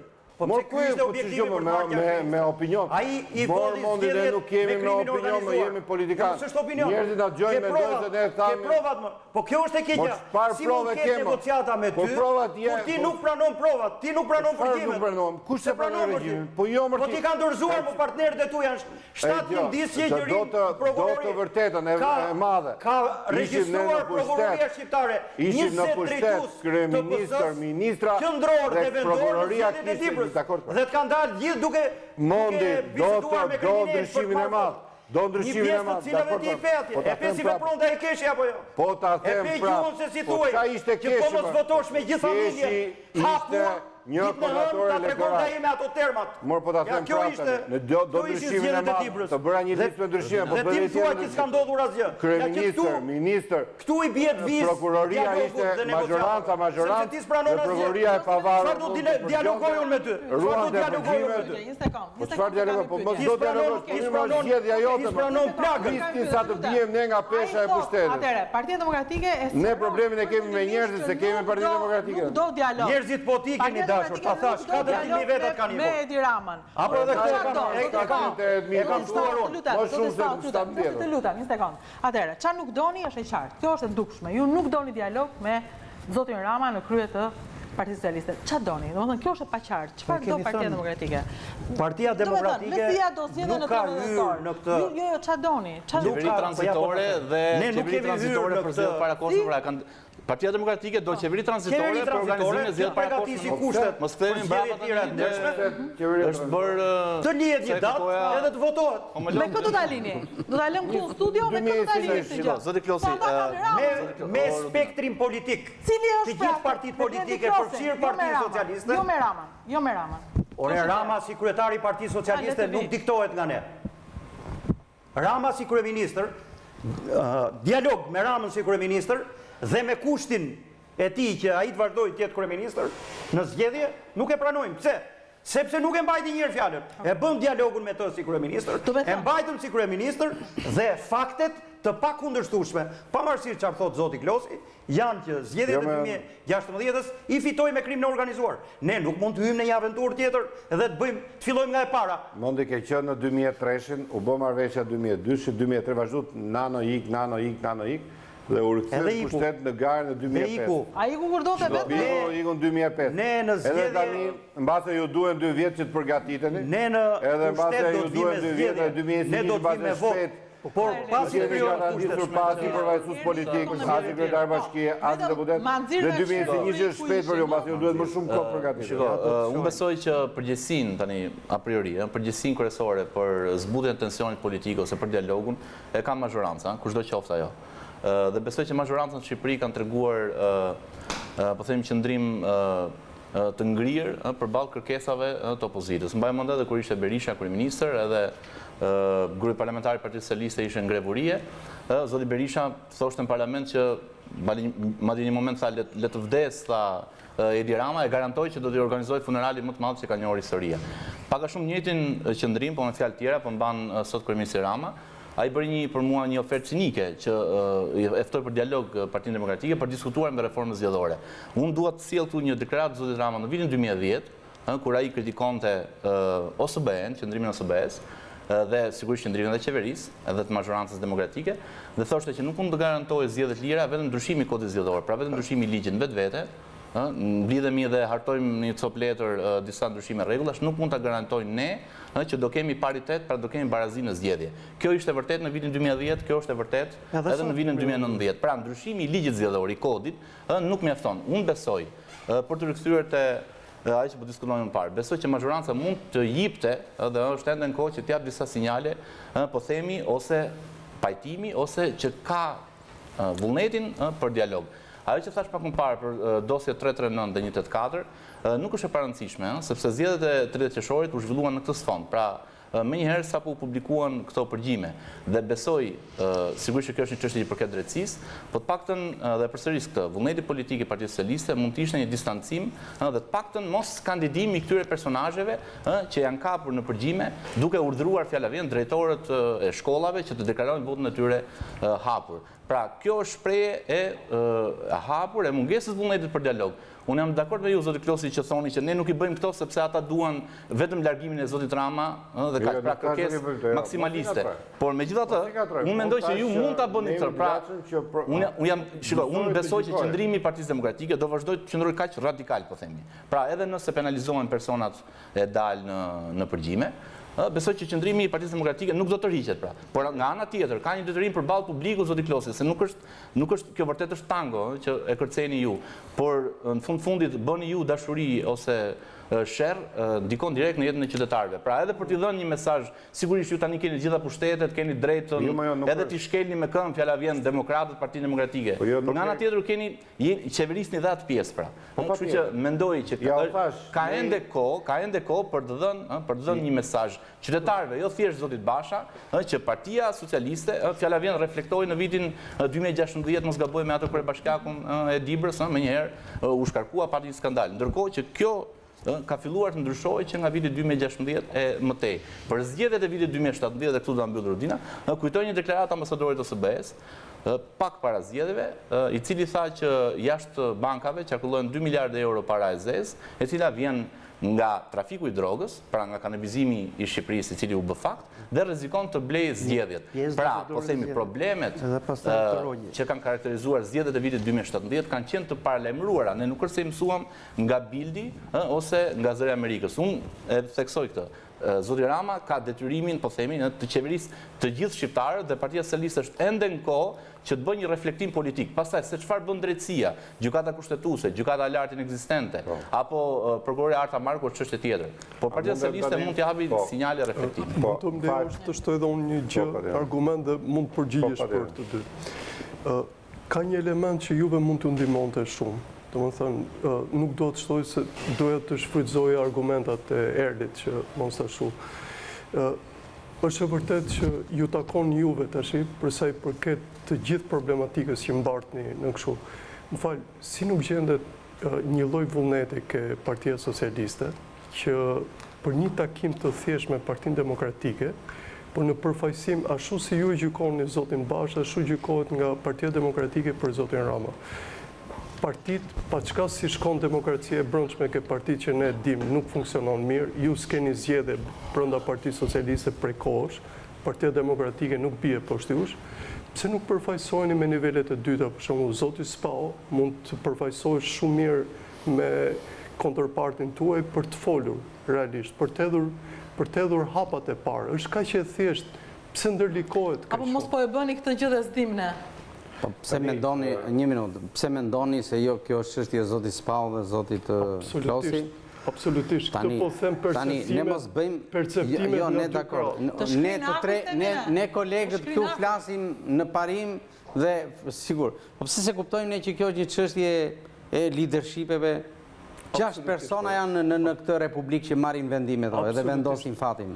Nuk ka nevojë të themin e, jo Partisë Socialiste, Partia Demokratike. Nuk e kam unë këtë, tash ne duhet të jemi 6 persona vendosin për fatet e kësaj republike që e kanë degraduar dhe e kanë karikaturizuar në këtë gjendje. Sot Republika jonë është karikaturë. Është karikatur, edhe në shtypin botror, nëse dalim dhe përmendemi, dalim pikërisht për këto monstruozitete institucionale që kemi krijuar. Vini re, si ka fol presidenti sot, nga foltoria, si presidenti i Republikës ka fol, ju lutem, tani jemi të drejt për drejt. Ka fol si presidenti i Republikës, a e ka më autoritetin e arbitrit moral presidenti? Dha një propozim. Po mirë pra, dhe tha ky është gjua që ka folur presidenti nga foltoria e institucionit më të lartë. Të lutem, unë nuk mbaj, s'më interesojnë fare palët mua, se unë këtu edhe pas ju do t'jeni zoti Spau, të lutem, ta maroj unë, të lutem. Unë edhe pas 10 vjetësh do t'jem këtu si gazetar, nuk kam dërmend t'jem asnjë nga institucionet tuaja në kuptimin e rekrutimit, apo do t'jem gazetar. Dhe kjo është një deklarat e qëndrimit konsistent dhe vetës. Po problemi është se nuk i kemi krijuar ne mediat këto probleme që Shqipëria sot ka autoriteti moral dhe institucional më të shkatëruar në gjithë vendet e rajonit. Dhe kjo është e turpshme. Dhe unë jam i sigurt që kjo përgjegjësi në mandatet qeverisë se janë mandat e kanë ta kryesorin. Por normalisht edhe aktorët e tjerë kanë përgjegjësi. Dhe me shumë të drejtë tha që është majorantë. Ka fol vetëm si një person politik i përcaktuar në destinacionin e ikjes nga autoriteti i mbi palëve, asgjë s'kishte mbi palët. në atë deklarat dhe të themi të drejtën edhe nga pikpamja e etikës presidenciale në për dëshiruar fjalimin sot. Ka një problem se... Ja, vetëm një sekundë duam dalë presidenti. Ai mbase di më shumë. Ai di më shumë, sepse ai sot kanë nxjerr edhe mesazhet e komunikimit me krerët e tjerë të mbroj presidentin, sepse ai mbron vetën. Unë e kam presidentin tim, nuk është më falë. Presidenti duhet ta kishin këta se këta e kanë zgjedhur. Shqetësimit që ka për gjendjen. Presidentin e kanë zgjedhur këta, nuk e kemi zgjedhur as unë as ju. Se besoj dhe ju se keni votuar si parti. Apo jo? S'kemi qenë parlamentare në atë kohë. Atëherë duhet ta mbroni këta se këta e kanë zgjedhur. Unë nuk po e shes një gjë që se kam zgjedhur. Duhet të shikojmë thelbin e veprimit të tij dhe mos merrem, sepse ndodhemi në gjendje kritike. Unë thelbin po gjykoj. Të lutem, për atë staturë morale që ju përfaqësoni. Ai bëri dy gjëra, shpreu shqetësimin shumë të madh për gjendjen kritike në cilën ndodhet Shqipëria dhe dha zgjidhjen e tij. Propozoi zgjidhjen e tij. Unë nuk po gjykoj propozimet. Unë gjykoj pjesën e ligjërimit dhe komunikimit që ka bërë sot. Për ta vlerësuar pastaj tjera. Kur dëgjon zotin Basha dhe kur dëgjon zotin Rama, brenda sa ka thënë Rama, të themi, të lutem, brenda ligjërimit të tyre nuk po them. Ju e ke elementin e kryeministrit dhe kryetarit të opozitës. Sintaksa që zgjedhi është e tmerrshme. Domethënë sensin kryetari opozitës nuk mund të flasë shumë. Domethënë ndoshta nes na takon, por të paktën më aq sa mund të gjykojmë mund të flasim. E njëjta gjë me kryetarin e opozitës, është e pamundur. Ndërsa presidenti sot për mendimin tim ka kaluar çdo të saktë. Një njerëz që është mbi palet nuk përdor atë lloj ligjërimi, është i kursyer sepse është simboli i unitetit kombëtar. Tashi, kur ju përmenda elementin që ju e dini shumë mirë dhe mua më vjen keq sepse zoti Klosi është eksponent shumë i vjetër i PS-së dhe ka mbartur shumë probleme dhe ju jeni shumë i vjetër në Partinë Demokratike, unë nuk e kuptoj nga kryetarët pse nuk e delegojnë një moment këtë, është e vërtetë ajo që thotë Çipa, në Shqipëri vendosin në 6, po 4 veta. Pse nuk delegohet kjo në nivel tjetër dhe për ta zgjidhur këtë problematikë? Ju vetëm ngrini tonalitetin, decibelet e zërit dhe në kohë nuk ndërmerrni një hap që është kaq i vogël për njerëzit, domethënë, e kupton? Jo, u thash në debatin që bëra pak më përpara me zotin Klosi, i cili flet për dialog, por s'pranon asgjë. Ne kemi pranuar asnjë kusht nuk ka pasur. Në fakt tu është flasësh artificialisht, në mënyrë si përfaqësore për dialog. Se në thelb është kundër dialogut. Edhe ky opsion nuk vlen. Nuk ka për të diskutuar. Pra, nuk është se ka ndonjë nuk ka bitën fare që ju kërkoni që t'ikej Rama. Detyra e çdo opozite, ditën e parë që del në opozit, në datën 1, ditën 1, kërkon të largohet ai tjetri që të vish pushtet. Dhe ju nuk bëni ndonjë gjë të keqe që kërkon të largohet Rama. Jo, nuk është kjo. Po nuk detyrën po bëni. E kemi bërë ne kur ishim në opozitë. Po bën paralelizma që nuk qëndrojnë. Tani në këtë moment që jemi, ka arsye shumë specifike për Rama. Gjitha komentet e kolegëve. Fakti që ne pranojmë dialogun me Partinë Socialiste. Jo, kolegi je me zotin Spaume, ne nuk je kolegi. Shiko, tani kolegi fakti që ne pranojmë. E deklarohet ti, po mund të jesh ti në ministër, mund të jesh deputet, unë padyshim mund të jem analist, nëse do më fton. Fakti që ne pranojmë dialogun me Partinë Socialiste. Jo, një sekond pra, dhe dialogun do të thotë që ka ca arsye specifike për Edi Ramën që nuk pranojnë ulemi me. Janë disa gjëra. Kur bëhet dialogu, për çfarë bëhet dialogu, dhe çfarë do të shkosh me dialogun. Ja u thashë, bëm dialogun 2017, u ulën të dy liderët e partive, vendosëm në forume dhe morët gjysmën e qeverisë. Çfarë rezultoi? Bët fushat, nuk u morët fare me njerëz. Dhe po ja them, dosja 184, 339, më fal. Fundi i këtij dialogu ishte dosja 339. Tani ti më thua, hajde po ju dëgjoja. Dialogojmë prapë që dalë shumë, momentin do të një pjesë e dytë ishte çik më paqësore në bisedë. Ti do thua ashtu, ato do them ne. Ne nuk vim këtu të mbushim mendin njëri tjetrin. Ne flasim për problemin ta thash dhe herë. Po ta them prapë, ne edhe njëri tjetri duhet të mbushim mendjen. Ju kërkoj duhet pranojmë njëri tjetrin, se po pranuam. Ju kërkoj në të gjitha mënyrat. Mendje nuk ka dialog. Dakor, pra, ju kërkoj në të gjitha mënyrat, duke krijuar për elektoratin çdo lloj metafore, që ta do të andoni që me folin miting dhe s'do të jesh zgjedhje kurrë. Por edhe ky debat rreth parë është ne të kuptojmë njëri tjetrin edhe të përpiqemi të gjejmë zgjedhje. Sa kohë që nuk pranon të kuptosh asgjë, sigurisht zgjedhja do të shtyhet, do vonon. Pra, se nuk është e thua që derisa të vi dikush që të kuptojë që ora ka i problem të duhet ta zgjidhë. Nuk e thoni që ne duam dialogun, Si që të thotë Edi Rama. Edi Rama thotë, për të zgjidhur problematikat. Më falë për Po dakord, më dalë ta mbaroj. Po të shërbejnë debat, po kuptojnë njerëzit. Nuk do dialog. Po dakord, Edi Rama thotë që jam i gatshëm të ulem pa asnjë kusht. Vetëm me 30 qershori nuk negocoja para 30 qershori. Tani nuk e ka më 30 qershorin, thotë hajde ulemi. Dhe zgjidhim gjithë problematikat që ka Shqipëria, ajsa mund zgjidhim politikanët. Se politikanët nuk do zgjidhin biznesin e News 24-s, as biznesin e një kompanie. Do zgjidhin problematikat e demokracisë Shqipëri, institucioneve, reformën zgjedhore, reforma tjera, çfarë gjë është e hapur. Ju nuk thoni që ne duam dialog për këtë, thonin duam dialog, por pa Ramën. Kujt ja kërkoni këtë? Kemi thënë të gjitha çështjet. Po ne Ramën kemi kryetar për të, mbrojmë Edi Ramën dhe jo e mbrojmë ne. Kushte është deputeti, nuk është kryesist. E mbrojmë 780.000 vota që janë prapër Edi Ramës.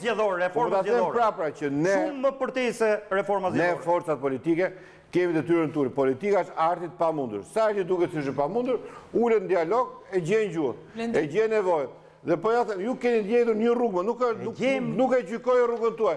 Nuk më takon ta gjykoj. Do personalisht zirni ekip, do personalisht ta kam thënë tjetër e thashë, më vjen shumë mirë se nuk është në parlament. Po më vjen shumë mirë, nuk ta them, nuk ta mohoj. O Mondi, nuk ta mohoj që unë si titullari i Partisë Socialiste do ta them, o Mondi, si funksionari i Partisë Socialiste, si njeri që kam qenë në këtë parti që fëmijë. Më vjen shumë mirë që kryetari i Bashkisë Tropojës është socialist. Si do mblidhemi në qartë tavoline, ku do ulemi si dorim. Emocionohem që kryetari i Bashkisë Tropojës është socialist. Emocionohem që kryetari i Bashkisë Kamzës do të jetë socialist shumë i mirë. Më vjen shumë mirë që Shkodra do drejtohet nga i socialist. Mos ma kërko mua këto. Por këto janë njerëz që unë i vlerësoj. Jo dialogut. Kjo që po jo më jo. Po kjo mbarojmë se nuk u futet nga ju lutem Edi Rama me letra me njerëz. Garoma. Unë mendoj që një socialist në Shkodër do drejtoj shumë më mirë se kushdo qoftë demokrat. Por unë kam forcë politike, por jene po si mendoj. Po pse ty të vjen mirë që do drejtoj Beratën një socialist? Dhe ti do një demokrat Berat. Por unë mendoj që ne bëjmë një proces të zgjedhje. Juaja e cila dëshiron ta mbajë gjendje pa funksion. Mund vazhdoni, do më ta them. Ne jena detyron ne pastaj të kalojmë në forma të tjera. Zoti Spa. Unë e kuptoj që ju 2021 është shumë shpejt për ju. Nuk bëjnë dot gati për 2021. Edhe me sa duket do vazhdoni deri 2021. Do ta shohim se mund. Do futet as 2021. Kjo histori kështu si ka nisur të tjerë që tash do të andoni, ka grupe të tjera shoqërore, ka politikanë. Mor ne e dim të punë. Buremi njëri tjetrit sepse po çfarë është forcë politike? Çfarë është forcë politike? Është simboli i partisë. Janë titullarët, janë njerëz që është programi i leadershipit. Kur i vë barriera, keni vetëm logo. Sot keni logo, nuk keni asnjë deputet, s'keni asnjë kryetar bashkie. Keni logo. Opozita nuk është çështje numri, është çështje fryme. Mbase do më jetë logo si ti prapë vota. Por nuk duket se u përgatiten për të tirë njerëz. Me fasad duke ndetur dhe duke bërë fresk. Në qoftë, po ta them dhe gjë tjetër, e thash po duke sepse provuam 6 vite këtë rrugë. Po ta shpjegoj. Në qoftë se ne na erdhën 780.000 njerëz për të votuar, një nga arsyet ishte gjua juaj e dhunës. Se shqiptarët nuk duan dhunë. Edhe që të nuk kanë qenë dakord 85% tim thua merdhën. Po ta them një sekondë. Nëse ti mburresh me këtë, shikon si mburje. Tani ne dëgjuam presidentin, qytetarët e dëgjuan, njerëzit e pan, e komentuan. Ta thotë në raporti ose bëu tirit se si e ke pjesëmarrje. Por ditë them që ne provokimi që të bëhen zgjedhje tani është histori që ne nuk e njohim fare. Ne jemi në proces të zgjidhjes së krizës nga Republika është i papranueshëm për ju. Po thoya diçka më të rëndësishme, që ka të bëjë me qytetarët. Po them që qytetarët janë shumë në zgjedhjet 2030 qershorit, më shumë se ne prisnim. Se çdo herë tjetër. Më shumë se ne prisnim. Me tufa vinin. Me këngë, me valle, me dajre. Njerëzit janë kundra që nxjerr Molotovin përpara. Për sa kohë? Sali Berisha ta thash 2003. Sa bënte nano ik, iku as po. Kur doli me kitare nga liçeni me Fatmir Medion, edhe me ca çuna me bluzat bardha, me këmisha të bardha, u krijuan një ndjesi që hajde t'i bashkojmë, mori Pashkon, mori tjetër. Kur la Molotovin, kur la protestën, erdhët pushtet 2000. Vazhdoni, nuk keni përgatitur sot për 2020. T'ju thotë Edi Rama, 2020 jeni sot se pranohet 2020. Po që për protestat dhunshme, o keni bërë ju protestat dhunshme, 21 janar. Asnjë gjë. Kur valonte guri, makinat, O mundi unë, Dhe ta thash, ai komandanti i grupit zjarrit, që ka urdhër për zjarr, ai ishte kryetar, ka qenë kryetari i PS-s të Burrelit deri dje. Kam qenë atë bulevard. Është kryetari i bashkisë së Burrelit. Kam qenë në Godin. Dhe ka thënë vetë kryetari juaj që e kemi pasur informatorin ton në gardë. Kam qenë në Godin. Tu duhet fillojnë hetimet edhe të shikosh se ku që vrau ata ka. Dhe prandaj njerë kur ishim në 14 shtator të 98-ës, sepse e keni që brenda gjuatët në automatik dhe kam qenë zyrë kur ram plumbat dhe në 20 janar prapë ram plumbat dhe të dy radhët erdhën nga po i njëjti grup. Nga i grup që e hodhin Molotovin sot. Po të njëjtët njerë. Në ishë diktat Molotovit, të mendoni për programin, të mendoni për leadershipin, kush mund t'jenë kryetarët e bashkive, kush mund t'jenë deputetët e arshëm. Nuk e di ku ishte një dënuar, po mendoja, çfarë bëhet me protestuesit, me njerëzit që janë futur në kanë shkelur ligjin. Dakor, çfarë bëhet? Cilin ligj kanë shkelur? Për shembull, Barca se protestojnë ka shkelur policinë me Molotov. Çfarë bëhet me këta njerëz? Siguruar kanë djegur shkollën.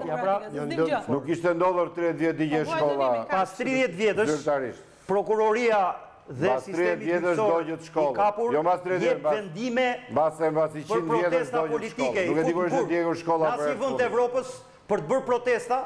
Nuk kapi dhe të fusin burg. Shqipëria është në ca 100 vjet, nuk e di. Zotrin gazetar mund ndihmojnë sa vite kishin nuk e di shkollën në Shqipëri. Të fut burg djegur që kohë ka pushtuar turqit ishin djegur shkollën. Protestosh kundër qeverisë. Të djegër shkollën ishte askush nuk ka djegur shkollën. Shkolla në flas. Ajo shkollë, ajo klasë ishte KQZ-ja. Dhe protestuesit kishin problemet me administratën dhe ishtë fillimit a ishtë deputeti Partisë Demokratike. Do shihni se zhvendove. Manipulimi dhe spekulimi duke paraqitur që po djegin shkollën të tregon. Për djegjen e shkollës. Situatën fatkeqe. Ky është vetëm fillimi, shikoni çdo ndodhin 3 çfarë. Po merrni nxirrni ju jeni media që i keni raportuar non-stop. E çoni debatin në këtë hulligjë. Në atë fjalor mondi doja djeg shkolla. 708.000 vota morëm, 1 milion do marrim prapë vetëm si Partia Socialiste, po vazhduat prapë me Molotovin. Ju 1 milion nuk ju dolën sot. Pse më kush e ka dhënë zyrën atje? Ditën e diel nuk ju dolën 1 milion veta, që i keni shuplakat potenciale që do merrni në një palë zgjedhje të tjera. Vetëm ja forcë politike për 2013-ën. Morën vota, 2017 rritën vota 2013-ës, në 2019 rritën vota të 2017-ës. Presidenti Meta nuk shërbeu për zgjidhjen e krizës sipas jush. Sipas Partisë Socialiste, sipas Partisë Demokratike ishte një opsion. Presidenti Meta ka dhënë një opsion. Ne kemi paraqitur qëndrimin ton. Qeveri të përkohshme, e cila të krijojë kushtet për zgjedhje të lira të ndershme. T'jepet kohë e mjaftueshme për të plotësuar këto kushte, sepse nuk janë pak dhe nuk mund zgjidhen në një ditë. Data caktohet nëpërmjet spektrit politik dhe të shkojmë në zgjedhje. Mund të bëhen zgjedhje vendore dhe të përgjithshme. Mund të bëhen të ndara. Unë po e them. Nuk njihen. Nuk njihen sigurisht. Mund të zhvillohen në të njëjtën ditë, mund të zhvillohen ditë ndryshme. Okej.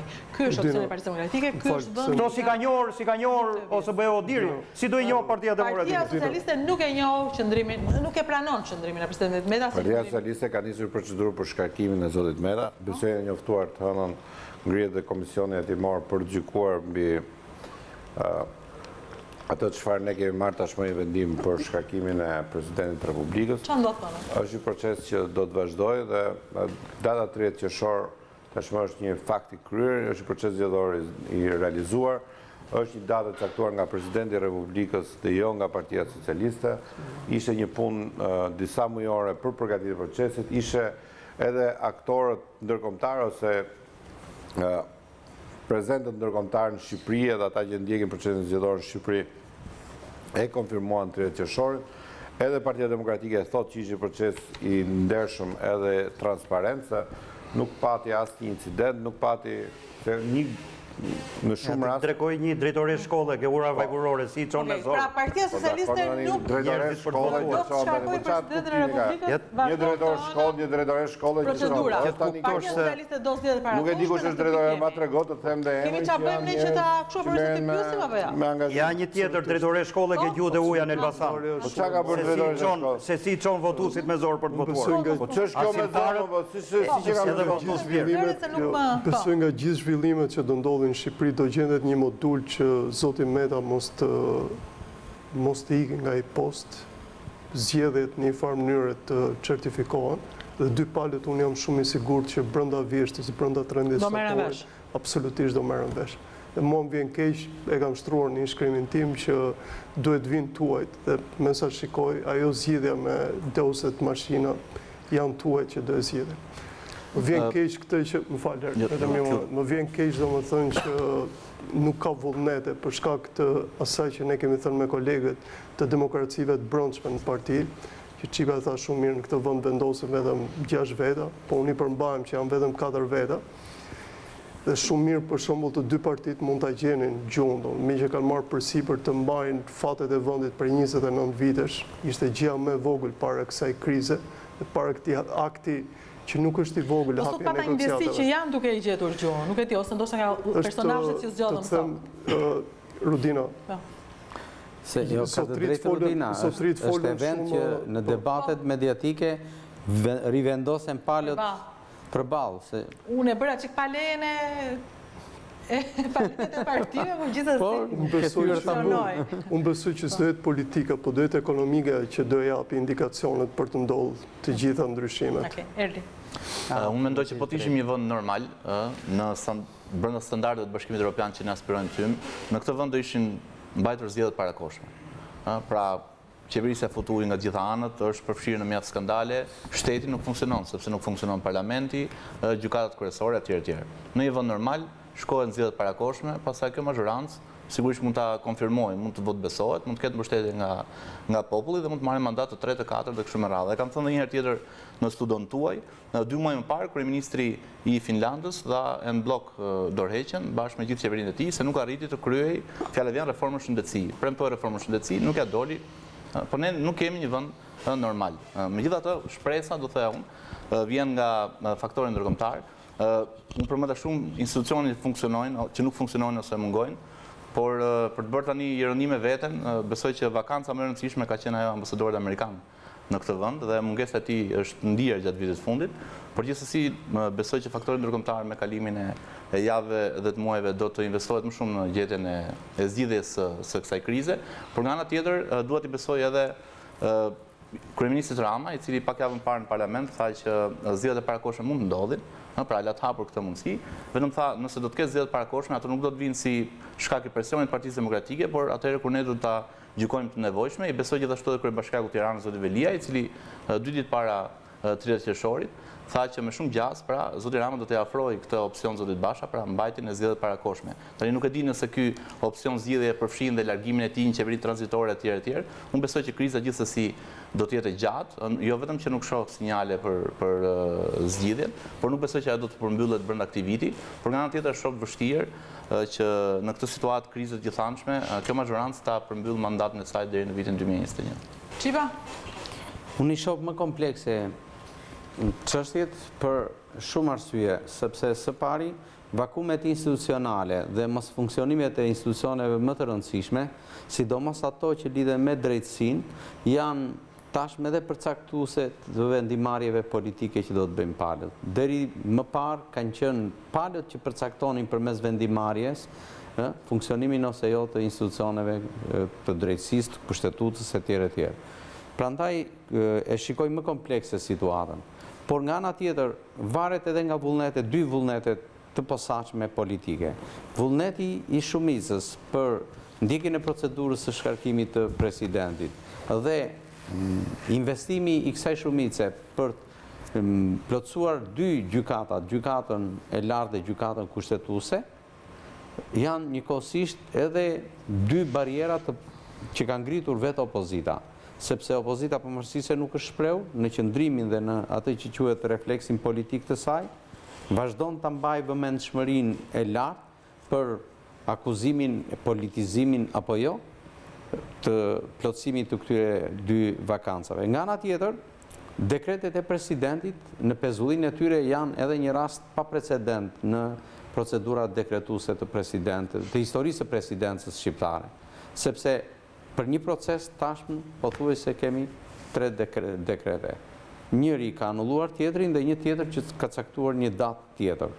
Këto janë raste që ne nuk i kemi parë më përpara. Dhe po kështu mendoj që opozita për shkak të kësaj situate dhe për përgjegjshmërinë që sepse opozita nëse investohet tani në një veprim politik, deri tani ka mbajtur aksionin politik, tani i nevojitet edhe veprim politik, fiton pikë, mendoj unë.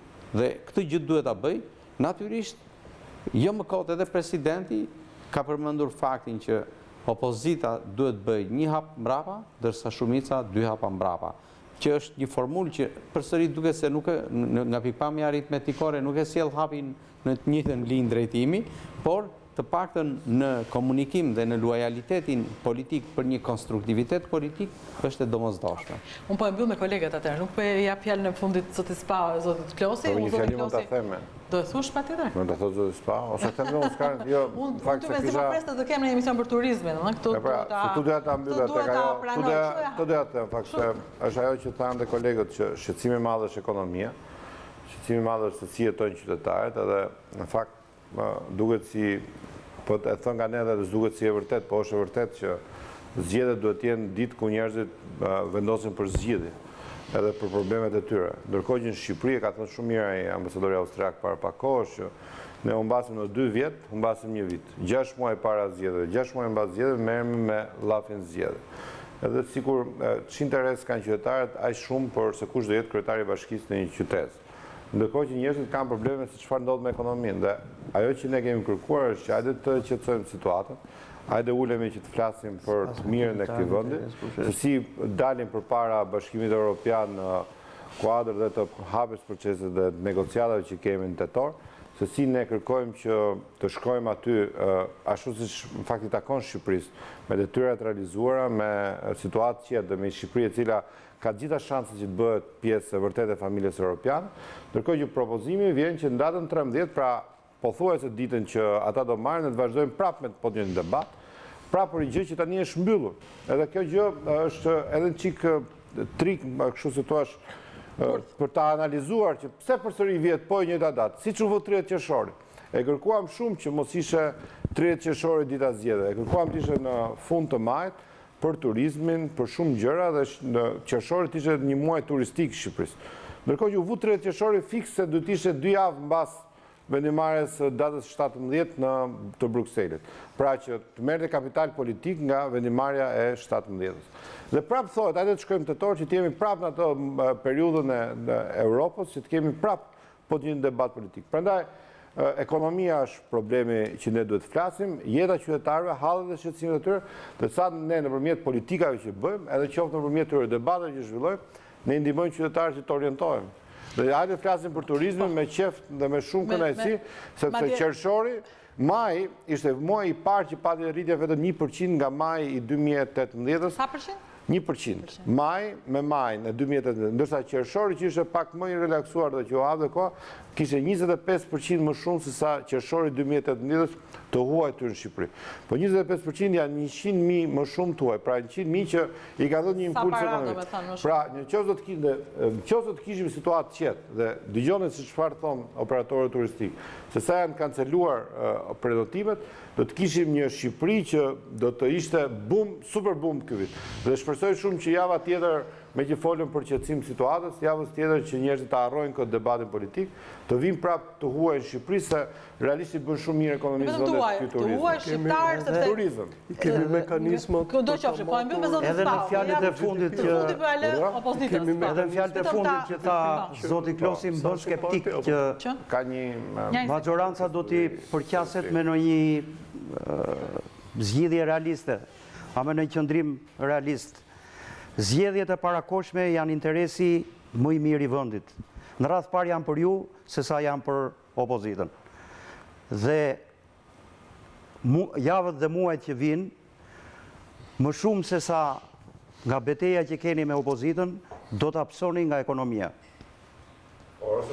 Shiko, do ta psojmë. Se votat që i marrim nga reforma. Drejt, do ta psojmë gjithë shqiptarët. Por në rastin e këtij qëndrimi, shumë e vërtet, po. Do ta marrim më shumë vota nga ekonomia. Por ky qëndrim kokfort që po mbani, do të bëjë që ekonomia do t'ju ndëshkojë keq. Ekonomia na vlerëson pra, se po mos kishim bërë reformë. Çdo krizë politike, po mos ishin shqiptarët më mirë nuk do na votonin. Kur është krizë do na refuzonin, po prandaj vim për votuar se jemi më mirë. Kushtetuese, institucionale, sociale, të gjitha këto shfaqjen ekonomike. Kitaren dhe post flet Molotovin, jeni përgjigjës sepse jeni maggiorancë dhe duhet të tregoni që dinit të kapërceni mbi dallimet partijake për të gjetë një zgjidhje në interes të vendit. S'doni ta bëni këtë. E mbyllim këtu, duke falenderuar që ishit këtu, dua të tregoj një sekret të vogël në fund të emisionit, duke qenë se Partia Socialiste ka marrë një vendim politik që nuk ka përballje mes Partisë Socialiste dhe Partisë Demokratike në ekrane, sot me një nga ato ishte qëllim mirë, nga tres qëllim mirë, ne morëm zotin Klosi pa një lloj leje të Partisë Socialiste për që në këtë debat. Faleminderit që ishte pjesë të këtë debat, zoti Klosi nuk thot kur jo debateve, prandaj e bëm këtë zgjedhje, edhe për të ndihmuar dhe të ndikuar për faktin që palët mund të ulen, palët mund të flasin, sepse kur e ke përballë tonet ndryshojnë. Edhe ju qetësojmë gjithë juve që keni dëgjuar e dëgjoni kaq shumë për dhunën. Që do të thotë që secili prej nesh është përgjegjës për ta ndryshuar mënyrën e debatit në këtë vend. Faleminderit që ishit sot, faleminderit zoti Spauk, kënaqësi, faleminderit zoti Klosi, kënaqësi, faleminderit Çipa, faleminderit Erli, faleminderit Beni, faleminderit zotit Zonjës Mehmetaj. Ritakohemi të martën tjetër. Unë yte njerëzit që mezi presti kushtohem turizmit, por do ecim me emisione politike derisa politika të thotë ndalojmë një çast, pushojmë. Atëherë ne do t'i kthehemi turizmit përsëri. Pasi është politika që na tërheqë para, akoma dot nuk jemi ne. Ritakohemi të martën tjetër në një tjetër emision interesant. Ritakovshi.